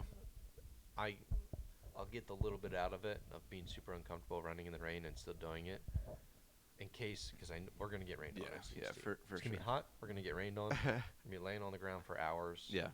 God, I'm not ready for that, man. I don't want to do that. I'm so ready to get back. My body gets tired from laying Yeah. on the ground. I'd rather be up and prone running the mission. for a fucking lab. I'd rather be PL for every lane. Yep. And then that way I'm up and moving. My brain's working. Yep. Even if I'm not going to do this forever, I'm getting better at what I'm doing. Yeah. I can be a better mentor whenever I'm a 4. Like, this is just lame. Like, I'm just sitting here in the dirt, man. Yeah, they get bug bites on me and Yeah. stuff. Did you see my rash whenever we got back? No, I didn't. So we got back from From New York? no, Or from Lab, FTX. FTX, yeah, or Spring FTX, whatever. And oh my gosh, dude, I had the worst. Was it like small, red, and bumpy? Yeah. Because I had the same thing right here. Like Oh. Exactly where you put your hands in your pockets. Yeah. Like Maybe like almost sweat through your I hand. thought it was your that, pants. but then I was like, baby powder and as dry as it possibly could be, and like it took weeks. Like, Yeah. From JFTX to probably 2-3 days before New York. Oh my gosh. When it cleared no up. way. Like, yeah, I was when did we left like a Friday, and the weekend before, Tori's like, if it doesn't clear up Monday, like, we probably need to go to the clinic or something like that. And like, thankfully, it was like cleared up Monday. Yeah. And like kept it super dry throughout the week. Jesus. And then went to New York. Yeah, I got back from JFTX and I didn't even notice anything. I was like, I feel something on my face, like just a little bumpy, and then so I'm sure it would go away. I woke up the next day, my whole right arm, both my quads, both my shins, my freaking, I think my stomach and my chest had it. It was dude, it was everywhere. And not only that, but it was I was probably exercising the most discipline I've ever had to not scratch it because it felt like heroin whenever it felt so good. I get in the shower, I freaking rip into it like I was clawing away. Dude, I couldn't, Mine was. I couldn't do it, man. Because whenever I got in the shower, even after it didn't itch in the daytime, I'd get in the shower and it'd flare up like I just got sprayed with pepper Did spray. you do hot showers? Yeah. I had to stop doing hot showers. I was doing cold showers. The soap would go down me and rub it off my leg. And it was like, and then I was like, right on the edge, like scratching the edge, and like, yeah, you just started to rip into dude, it. it hurt so bad, but like It felt when so you were good. Scratching was amazing.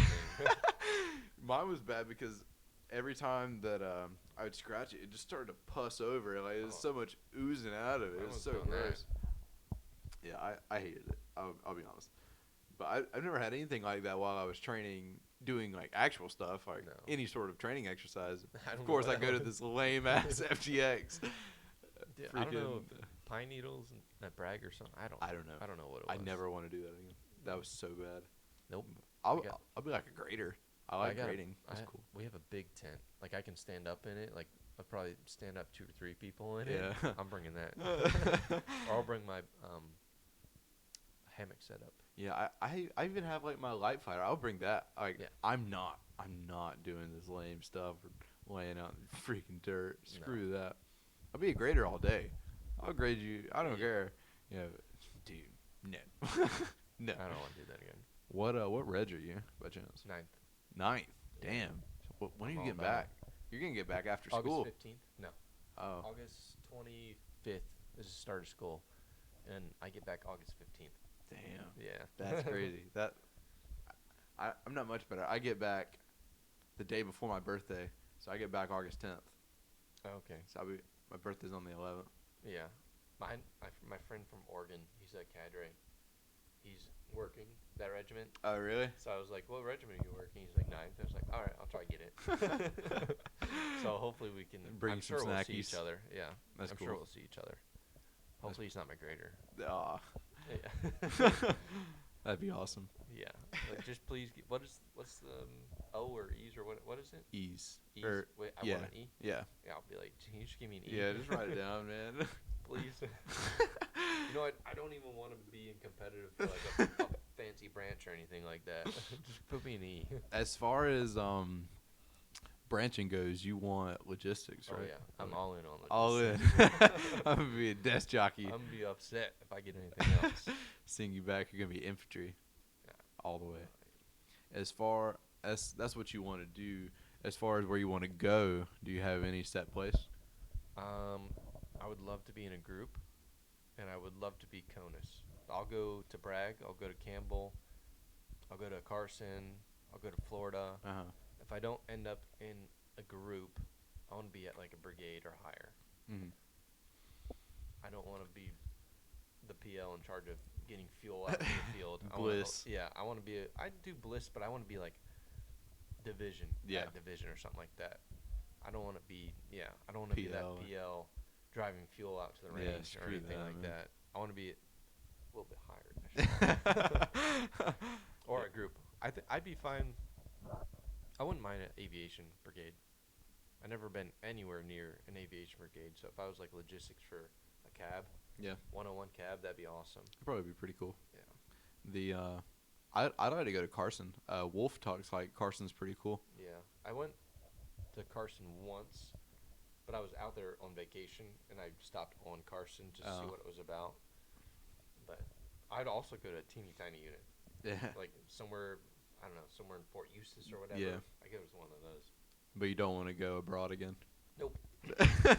Done with that. I have 2 cars that I like. I don't want to sell one or put one in storage for 2 years. Yeah. Yeah, you've had a decent amount of OCONUS in your career. Probably about half of it, right? Yeah, half of our half in Germany, half in Germany and Hawaii. Yeah. God, that's insane. The after your 2 years in recruiting, you went straight to Hawaii, correct? Yeah. And you loved it so much out there, right? Oh yeah. I'm glad I went. That was definitely different, a unique experience. like with like the Pacific, and because that's like the leading thing right now, Army wide, Pacific theater stuff. Yeah. So that was super cool to be a part of that Yeah. and like kind of see what's going on out there. But I don't know. I want to get back to the States. Yeah. I want to find somewhere a little consistent, and I want to buy another house. Yeah. And I'm not doing that in Hawaii or anywhere else. Yeah, I don't blame you. So. Hawaii was where you were coerced into going to jungle school, right? Yeah, I'm glad I went though. Yeah. I didn't want to go, and then I'm glad I went because I didn't want to be like, oh, you were in Hawaii. How was You jungle didn't school? go- yeah. I didn't go. That would have been dumb. And I only realized that in my last year there. So, Nice. oh well. How was that? It was Easy. very wet. Yeah. Yeah. It was I don't there it's a good school. It's maybe not the most structured school. Oh, really? They have structure. They have stuff they need to do every day. Yeah. I don't know. But they're like on the edge of being like I think they're on the edge of being like super legitimate and like fully recognized. Mm-hmm. Not that they run a bad course, but like it's kind of in like that troop schools area. Mm-hmm. So like to be fully recognized by the Army, like I think they're right there. Yeah. It'll be fun. Yeah. You know, like, and hopefully we all can wear a jungle tab after Yeah. that. That'd be pretty cool. I don't know, but it was interesting. And you go with like all different types of people and all different MOSs Mm-hmm. and like any rank. I remember like I was on land nav with a major and stuff like No that, way. and like actually having good conversations with them. Yeah. And like, oh, this is kind of what I see, and like, I understand your major at this level. Like, what does the picture look like from your point of view and stuff like that? So I think that was the best part of it, kind of making those connections and like the stuff you do there is just extra. Go Yeah. get wet, walk up and down the gulches and stuff. That'd be fun. That's pretty cool. So I'm assuming the land now was easier than Arslick. it was just different. You could use the roads. Yeah. Well, you couldn't. I thought you can't use the You roads can't in use the jungle. roads, but They don't track you. they do. They don't track you, but they patrol the lanes. But if you don't get caught, then Yeah, he can use the alright, roads. yeah. Like Free reign. They also say don't jump into the gulch because the road is on the ridge line, Mm-hmm. and then 100 feet down on either side of the road. So like, don't jump in it Yeah. if you're going to get caught, because then they have to go rescue you. So me and the major, we were running around, and we only used one main road to get to like the farthest point. Otherwise, we're going through multiple gulches. Mm-hmm. So we used that one main road, kind of stayed on the back end of the land nav course. Then we used the cut throughs to get back to the start point. So Okay. I don't know. I hope Zach gets it. Yeah. I was there for 2 years, so I knew where to go. Yeah. The cut throughs. He has no idea. And there you cannot just, oh, here's my Av Smith. Let me go through the woods that way, Uh-huh. because you're not gonna make it out. Yeah. So hopefully he gets someone that has been there and knows the cut throughs. Yeah, that's what he was telling me. He's like, I just want to get with some SF guy who I just Not SF. No, they'll fail too. Really? They don't know the cut throughs. You need some 25th cat that's yeah. been here for 3 years. Yeah. He's like, I just need to sit in someone's rucksack and just like Yeah. let them carry me through You it. need some sergeant first class or staff sergeant that's been there for a while. And Yeah. I know East Range like the back of my hand. With his luck, he's gonna get some West Point cadet. Yeah. Yeah. Hopefully not. Yeah. I just hope he gets it and then he gets the chance to go. Yeah. That'd be a pretty cool experience, even if he does fail it. But I've noticed there's a little bit of leniency with cadets sometimes. Like okay. like you got to meet the standards, obviously, but Mhm. like you're not in the Army. Yeah. How much can we like? What is the point of you going to the school if you go fail in 2 days? Right. You know, like go get this information. Like you're right there. Like you understand the stuff. Can you execute it perfectly? Maybe not. But this isn't, life or death. This Yeah. is training. This is jungle school. Right. It's not that crazy. Like maybe when you go to the 25th, be a little bit more serious and more expectations on you to perform well. But you're a cadet. You're a college student. Yeah. Like I'm sorry if you didn't get all the knots perfect, but like, do you understand this? Yeah. All right, let's keep training you. Right. Okay. So That's cool. Hopefully, Yeah. kind of instructor dependent too. do they whenever you were there, because you were there for another 3 years, right? Right around, yeah. How did they ever tell you anything about the jungle school in Panama? I think they had like a brief like block of instruction of like jungle school history, but that's about it. They put up a bunch of pictures, talked about the history of jungle school. Oh, we had jungle wherever, and then it disbanded, and then 2000 whatever they brought it back, and now where we're at currently. But if they talked, it was very short. If they talked about it, Yeah. a lot of the guys, since they disbanded it, they had no like institutional knowledge. A lot of the guys went to where'd they go? South America, Brazil, I think. Their jungle school. The Australians have jungle school. There's one in Okinawa. Yeah, so they would send our army guys to those schools to learn that information, like build the training model. Oh, cool. So, Yeah. So I got to talk with one of the dudes who worked the schoolhouse at jungle school in Hawaii, and he was talking about how these people who were from Panama, like after they shut down, I guess they shut down that jungle school. He's like, they came over to Hawaii, and they were like, y'all don't. They're like, this isn't even a jungle. They're no, like, it's not. they're like, there's no like.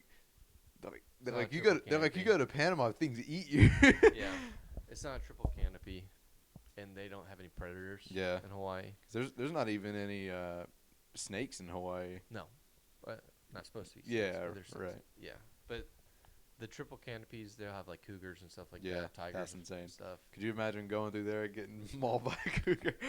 Oh No. my gosh, yeah. So that's what I think of whenever I think of jungle school, but it seems like it's a lot more just. They're earth- working with what they got. Yeah, but it seems like it's still a pretty impressive spot just to go down, because it seems like you can really get fucking lost down there. It's still challenging terrain, like island terrain, super up and down. Mm-hmm. So it's very wet. It's dense vegetation. It's not like you're not saying like, oh, this isn't a jungle. It's WRC woods. No, Yeah. it's still thick and pretty bad in there. Yeah. But it's not as bad as it could be. A triple canopy jungle. Did you deploy at all while you were in Hawaii? Not like to a war zone or anything, but like to the Big Island. We did a lot of training rotations to the Big Island. Okay. But that's about it. Nice. So Got to do some cool guy stuff over there.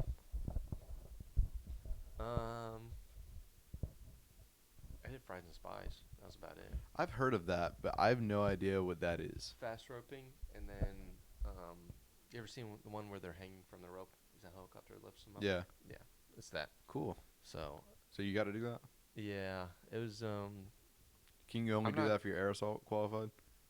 yeah, that's one of the requirements, and you have to be like a sergeant and above or whatever. Uh-huh. But you can run the tower after that for fast roping, and I kind of hate fast roping now because they would have a bunch of people on the rope at once, probably 4 people on the rope, and that thing just turns in. It goes. You know how like you're going down a rope, you can kind of manipulate it, Yeah. pull it and stuff like that. When there's 300, 400, well, probably more than that, 500-600 pounds below you, that rope just goes tight, Mhm. and it's a pole. Yeah. So like you're just gripping as hard as you can, and you're sliding down with Yeah. all your gear and stuff like that. So I'm a fast roper, so I fast rope down, and I smack the ground, Oh god. and I like knock the wind out of myself for like the last graded event.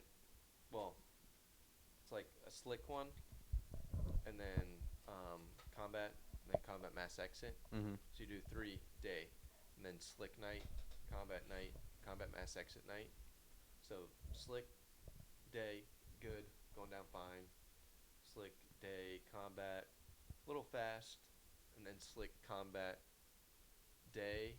Like I Jesus. stripper pulled that thing. Yeah. I go down, knock my wind out of myself, like, oh. I roll away. The medic's like, you good? And I'm like, am I good? On the fast rope, they're like, yeah, you're good. I'm like, okay, cool. good. Everyone's good day. Come back at night. All right, night single, just me going down. Good to go. And then night combat. I go down, same thing, Jesus smack, Christ. wind out of myself. Oh, I'm rolling out of the way so no one lands on me. Yeah. They're like, "Are you good?" I'm like, "Did I pass that one?" I'm like, "Yeah, you're good." I'm like, barely making it up the tower again, and then mass exit, same thing. Stripper pole that thing, Oh my god. roll out of the way. And they're like, "You good?" I'm like, "Am I good? Good." For fast roping, and they're like, Yeah. "Yeah, you're good, man." I'm like, oh, finally! Like I was smacking the ground because I got body armor on, assault pack, ACH, nods, weapon. So I smacked the ground hard Yeah. and like knocked the wind out of myself. Is that everyone's experience? A lot of guys were fast ropers. Some guys, they were able to like pause at the top of the rope because like the guy, as soon as your head clears the bottom of the tower, like you're standing here, head clears, next Yeah. guy goes. Oh damn. The guys that were doing well, he would say go, pause, wait for the guy to get a little bit lower, and then they'd have more space and go down, Yeah. so they could manipulate the rope a little bit better. Not mass exit, but Yeah. they were doing fine. But I was like following the instructions of the tower guy, so he's like, head clears, go. Like, stripper pole.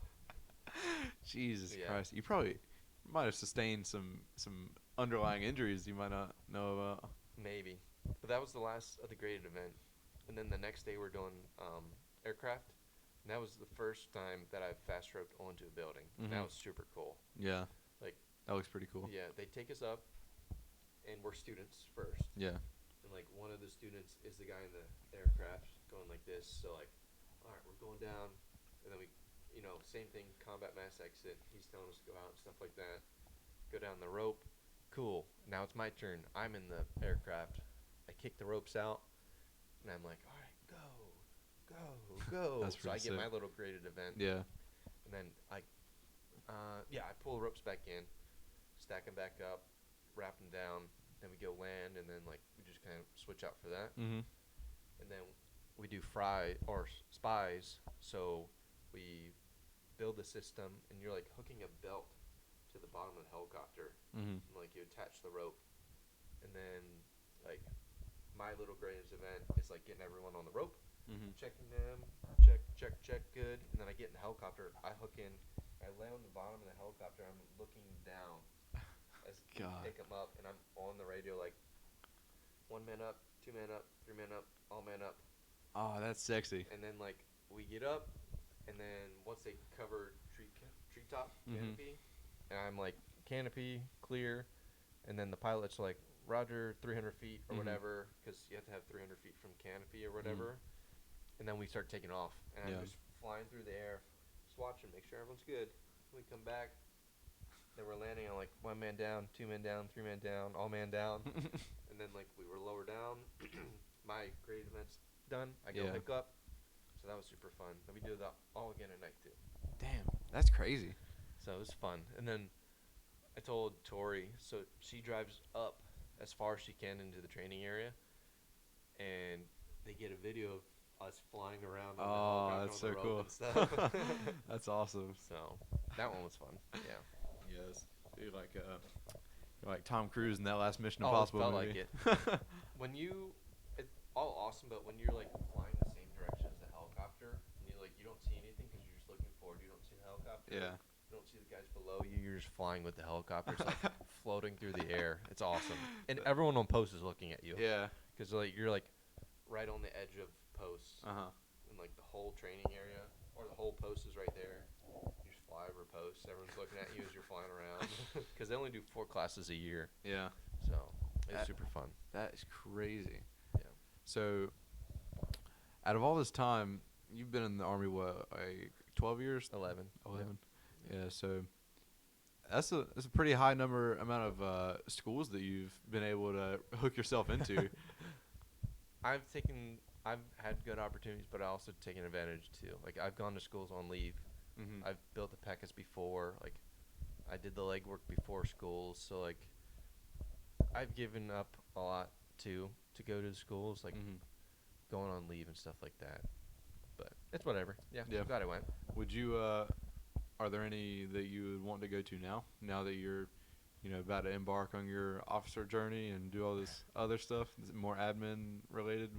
Do you think that'd be more in line with your mission set as a logistics officer? I don't know. Go do mountain school? Nah. Yeah, fuck That's Vermont. good for the guys. They need the strong legs, infantry.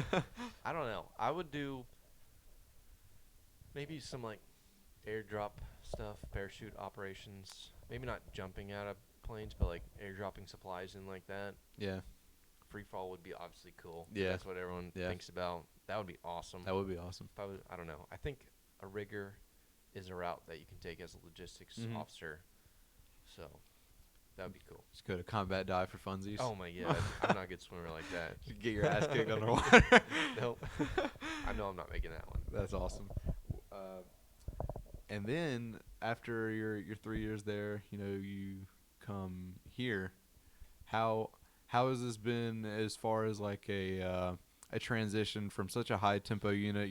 You've done all these schools, you've mastered all these crafts, you've got all these years of experience, and now you're kind of seeing people at their starting point, kind of at day one. What's that like? Is it kind of cool being a mentor since you've been in the game for a little while? Like, Yeah, what's that I like? was already. I like my motivation for things has changed over the years, obviously. So I was kind of already in that mindset of like, oh, yeah, I want to make good soldiers, but I want to like make. At the time, it was only men in my unit, so I want to make like good men. Mm-hmm. Like they know how to do army things, great, but they're also good men. Their finances are under control. Like they can change oil Mhm. in a car, stuff like that. So that's what I was kind of looking at. So like going into this of like young people like looking for that mentorship and like how to act and how to be professional in the military is like right where I was kind of looking at Yeah. and what I wanted. So I think it's good. I think sometimes I have a bad habit of only giving people like the attention that are seeking it out. Uh-huh. I think I could So the people that are kind of laid back and not as Yeah. vocal. yeah, if you're not vocal and like, hey, can you help me or anything like that, it's hard for me to walk up to you and like, Yeah. hey, let me show you a thing or two. Kind of like the squeaky wheel gets the grease kind of. Yeah, absolutely. I've noticed that a lot as well, and I feel like I feel bad like saying it, but I mean I don't think I should feel bad. No. You know what I mean? Like if you want to get proficient in this craft, if you want to stay here, if you want to get really good, if you want to be a leader, you ask questions, and you certainly consult your cadre, and you certainly consult people like you who've been here forever and done Yeah. this before. Yeah, and I, like the stuff that I've done, like I have been the squeaky wheel. I've done the legwork. I've been asking for things, like, and I've failed things. I think failing is a huge thing. Like, don't be afraid to go do something Mhm. because you think you might fail. Who cares? Yeah. Like, that platoon sergeant in Germany was huge. Like, you can fail things. It's okay. Like, go try these things. It's better that you go try and fail than like, man, yeah, I wanted to go do that, Yeah. but things never made it out. Like, go do things. I failed plenty of things. I failed ARSLIC. I failed selection. I've failed plenty of other things. I've gotten like yelled at thousands of times. It's okay. Yeah. So like, I know you went to selection. yeah, didn't make it very far, but I'm glad I went. What got you?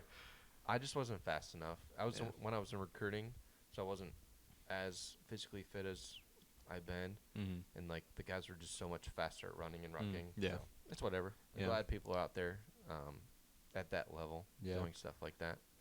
I feel like this where you're at right now is a really good spot for you.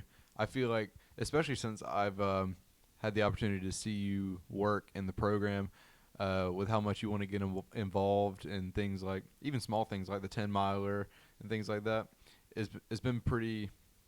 I feel like it's been a great example of giving the ones and the twos that chance to see what a good leader is like. Because it's cool seeing stuff from Newsom, PMS and stuff like that. But I feel like it's even greater whenever you get to see from your peers, since technically we're all we are all the same rank. You know, we wear the same badge. So I feel like it's good for them to get to see people like you who get to show them things that they've learned in past lives. You know, since you've had far more experience than you and Bodwin and all of our other ADOs. I'm 1,000% an instigator.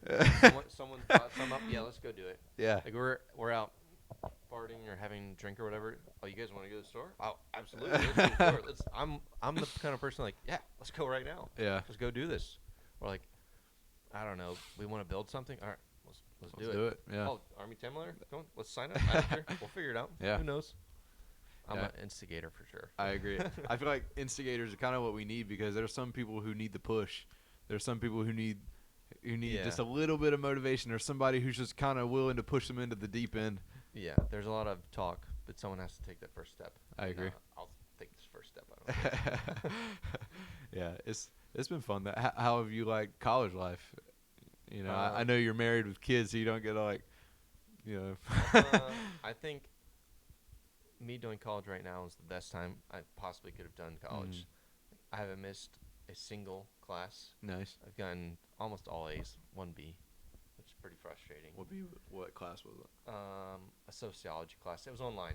Oh. I don't know. Online classes. But, like, I show up and I participate. I'm not afraid to talk in class or anything like that. So, like, I get good grades. If I was doing this, 10, 11 years ago, I probably wouldn't be doing so well. So I'm glad I did it now. I think this is the best time for me to do it. Yeah. Do you feel like being here and developing these cadets is going to be a good stronghold for you as you go on to develop other officers? Do you plan to still be that guy to develop other leaders and stuff like that? Yeah, I definitely want to do that. Like, it's hard. Yeah. Like, I don't want to step on toes, and I also feel like you need to figure things out on your own. Mm-hmm. You need to try things and fail. But, like, I also want to help and don't want you to make mistakes. Yeah. Because I know when you get to the units, like, that's not a very friendly place to fail. Yeah. Get all up in your face. Yeah, like, I don't know. You'll miss out on opportunities. You could, not that you will, but it's a possibility. Like, if you're doing really well, if you pass jungle school, air assault school, ESB, like, you'll be in a higher favor of your battalion commander, stuff like that. Mm-hmm. And that's great. But, like, you also need to do things that are hard, and maybe you don't pass right away. You don't do it correctly right away. I think failing's good, and the Army is not the best place to fail at. Like, I don't know, fail air assault school, all right. Don't do so well on your platoon live fires. Okay. Yeah. Now we're looking at, like, who needs PL time. Yeah, ramp it up a little bit. Yeah, we don't have the best model for us to try new things and try our best and fail. So yeah, that's a good mindset though. I feel like certainly units that have people with that mentality strive or thrive. I mean, they get more reps. They get people who are a bit more motivated. They get people who are outperforming, and I feel like having that constant stream of good leadership certainly creates awesome units and makes us the best military. But yeah. Hell yeah. ESB was another thing that you mentioned. You did that too. Yeah. I failed that once too. Oh, really? Yeah. I had to do ESB twice. Yeah. What did I do? I was on medical. So you have medical, weapons, and patrols lanes. Okay. They're 3 days. And I was on medical lane probably halfway through of the 10 tasks or whatever. And I already had one fail. And you can only get 2. Yeah. And I was, what was I doing? 9-line, medevac. Oh. And I wrote everything down. I was doing my 9-line. And I think I said 4 instead of Fower or whatever. Oh, no. I said it out of phonetic alphabet. Damn. And I failed. No way. Yeah. Because you said 4. Yeah. That is crazy, dude. And, like, they had their phones out and they record everything, so you can't protest. Oh, no. So, like, they're like, "Do you want to protest?" And I was like, "Maybe." And they're like, "Well, let me play this for you before you protest." And they played it, and I can hear myself say 4 instead of "four." And they're like, I'm like, "Well, there's no point in me protesting now. I'll see you later." And I was just over with it. I was done with it. Yeah, 'cause it's what, like 3 days? It's like 3 weeks. So you have No way. a train up week, a train up under test conditions week, and then testing week. Yeah.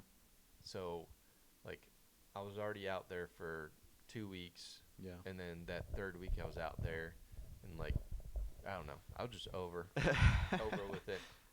And then when I did it again, like all my soldiers, they weren't volunteering. Where was I? I think it was in Mississippi at the time, or maybe somewhere else. I can't remember. But like in their text message group, they're like, "Who wants to do ESP?" And like no one's volunteering for it. And then I come back because they already did an OML and everything like that. And I just come back and I was like, "Sergeant Major, I want to do the ESP." He's like, "All right, you're good. I'll put you on the OML." I was like, "Okay." And then like everyone's like, "Oh, what'd you do on the OML? Like, how did you do on the PT test?" I was like, "I was out of school. I didn't do any of this. I'm just coming to do ESP." And like, what the fuck?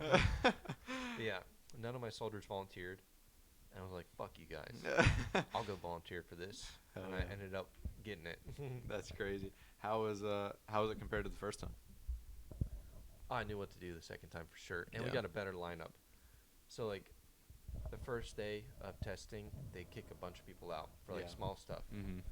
And weapons is, like, the hardest one for sure. Or not weapons, medical. So if you have medical first, you're very difficult. Yeah. But I had weapons, patrols, and medical. Weapons super easy because, like, it's hard to, I don't know. You just do so many reps of weapons and, like, you know what to do. Yeah. Patrolling was a little tougher, but they kicked so many people out on day one. They're like, "Oh, shit, we got to slow down and kick people out." So I got through patrols, and that's where, like, 2 or 3 of my friends dropped because we had a big group. Like, 2 or 3 of them dropped. I'm like, that sucks. And then medical was last. And the last day, they're like, "Oh, shit. We don't have very many people passing right now. Like, let's not be dicks." That's insane. So last day, like 2 or 3 lanes, like on the restore breathing.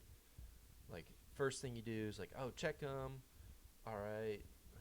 You know, checking their breath, seeing if they're not breathing. And then the grader will be like, "You don't hear any breaths, no equal rise and fall of the chest or whatever," meaning they're not breathing. Yeah. So you need to go in the next steps. And I go into it, and I, like, go down, and I'm, like, listening for breaths, feeling breath on my cheek, equal rise and fall of his chest. You hear breaths, his chest is going up and down. I was like, "So he's breathing?" He's like, "Yes." It's like, "Okay, recovery position." So he skipped all the steps of me doing the whole lane Oh my and gosh. just did, like, the first and last step. Yeah. It's like, "Oh, shit. Okay, cool." And then, what was it? Like, eye injury or whatever. I go up, same thing. Like, me and my company commander are in line. They're like, "Let me get 2." And then 2 people, we both come up there, and we're like, "All right, getting ready to go do this thing." And the grader's like, "Just walk me through what to do." We're like, "Okay." And we're like talking through this. He's like, "Yep, okay, cool." And we're like, "Yeah, do this and this." "Okay, yeah, you guys are good." Signs our paper. Next. So we knock out like 3 or 4 of these things, just like admin wise. Like, go through the lanes, knock them out of the 10, and like we get out of there early that day because like they can't fill that many people. Yeah.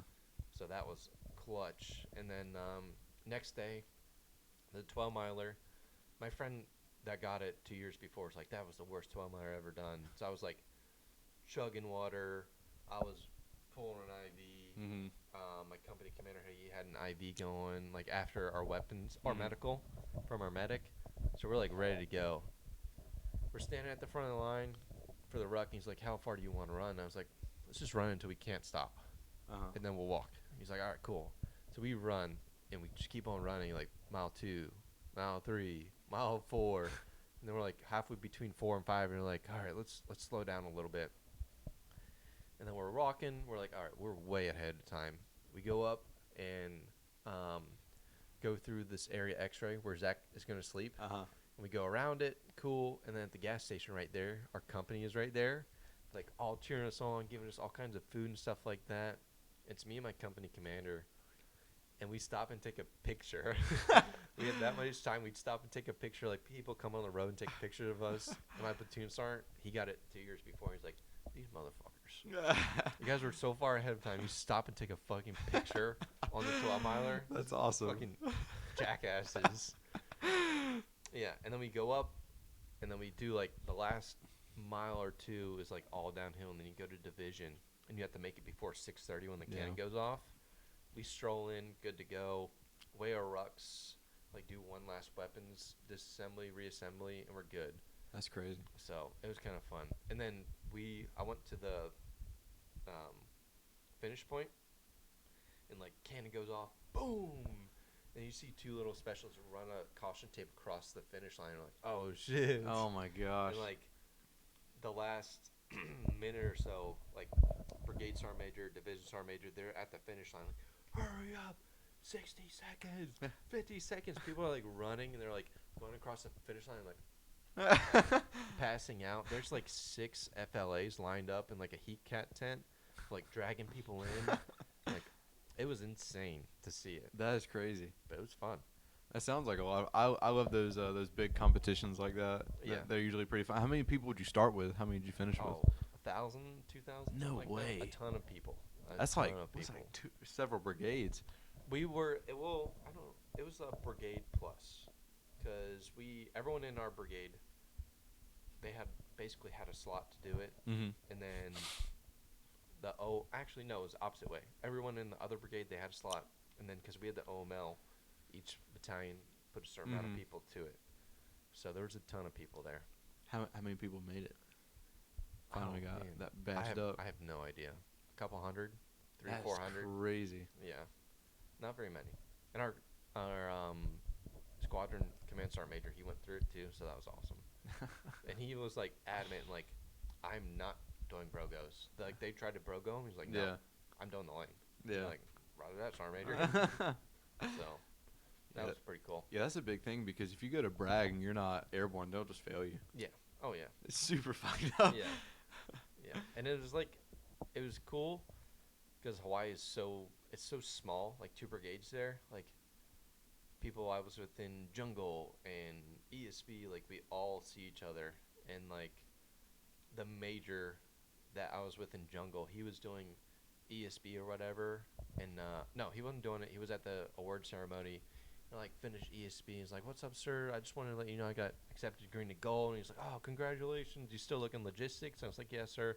He's like, "Well, if you need a job in the meantime, like, come work for me over at my battalion." I was like, "I don't think that's how it works, sir, but okay." That's so pretty it was cool. super cool, because so many faces that you see are just familiar faces, and it, like, I was staff sergeant at the time, so, like, there's less staff sergeant and up compared to, like, soldiers. Yeah. So, like, I can recognize those guys more. Yeah. So That's pretty cool. Well, I'll ask you one final question, and then we'll wrap it up. All right. all right. So throughout your career, you've come in contact with hundreds of subordinates as well as leaders that developed you. Who do you think was probably one of the most influential leaders to you that developed this mindset that made you an excellent leader? There were probably, like, 2 or 3. Mm-hmm. One, my first one, he was, like, super tech savvy and, like, always thinking ahead. Mm-hmm. Like, we were always training for things, like, well in advance of, like, he was just thinking, like, what do I need to train next? And when I went to Hawaii, I texted him, I was like, hey, I'm going to be in platoon sergeant position. Like, you did super good. Like, what do I need to do to be like you? And he's like, help me through that. And then I was in Germany. Like, he was super strict, and, like, what it kind of motivated me every Friday. Like, he would tell us all the things we did. And he's like, we did all these things, but, like, we can be better, do better. Yeah. And, like, sure, some people didn't react well to that, but that kind of pissed me off, and, like, I want to do better, like, prove him wrong. Mm-hmm. So that kind of helped. And then, like, the biggest one was probably Sergeant First Class Shepard. He was the one that had me sleeping when I was in Germany, and, like, he's like, I don't know is an answer. Like failing is okay. Yeah. Like all those things. Like he taught us tactics obviously, but like taught us like how to be a leader the most. So he's like definitely the most influential one. And like failing is okay. Like I don't know how many other people or places can say that, but like for him to say that's okay and like I don't know is an answer, like for him to be able to tell you that's okay and then receive that information from you and like still know that it's okay and like we're gonna get this thing done. Yeah. Like he was a super strong leader and like really glad that was a subordinate to him. So Hell yeah. Well, man, you didn't think that you had 2 hours in you. Yeah, We've I gone know. for over 3 hours. yeah, I know, I'm a rambler. No, it's good, man. I feel like your story and your career, all the things you've done, and all the people you've helped, and the people who've helped you, I feel like you definitely had a lot to say. Hopefully, if people see this, maybe they can get a little bit from it. Yeah, hopefully. Yeah, but thank you for coming, man. Yeah, Hey, absolutely. if you hit that pause button, we'll end this. But bye, everybody.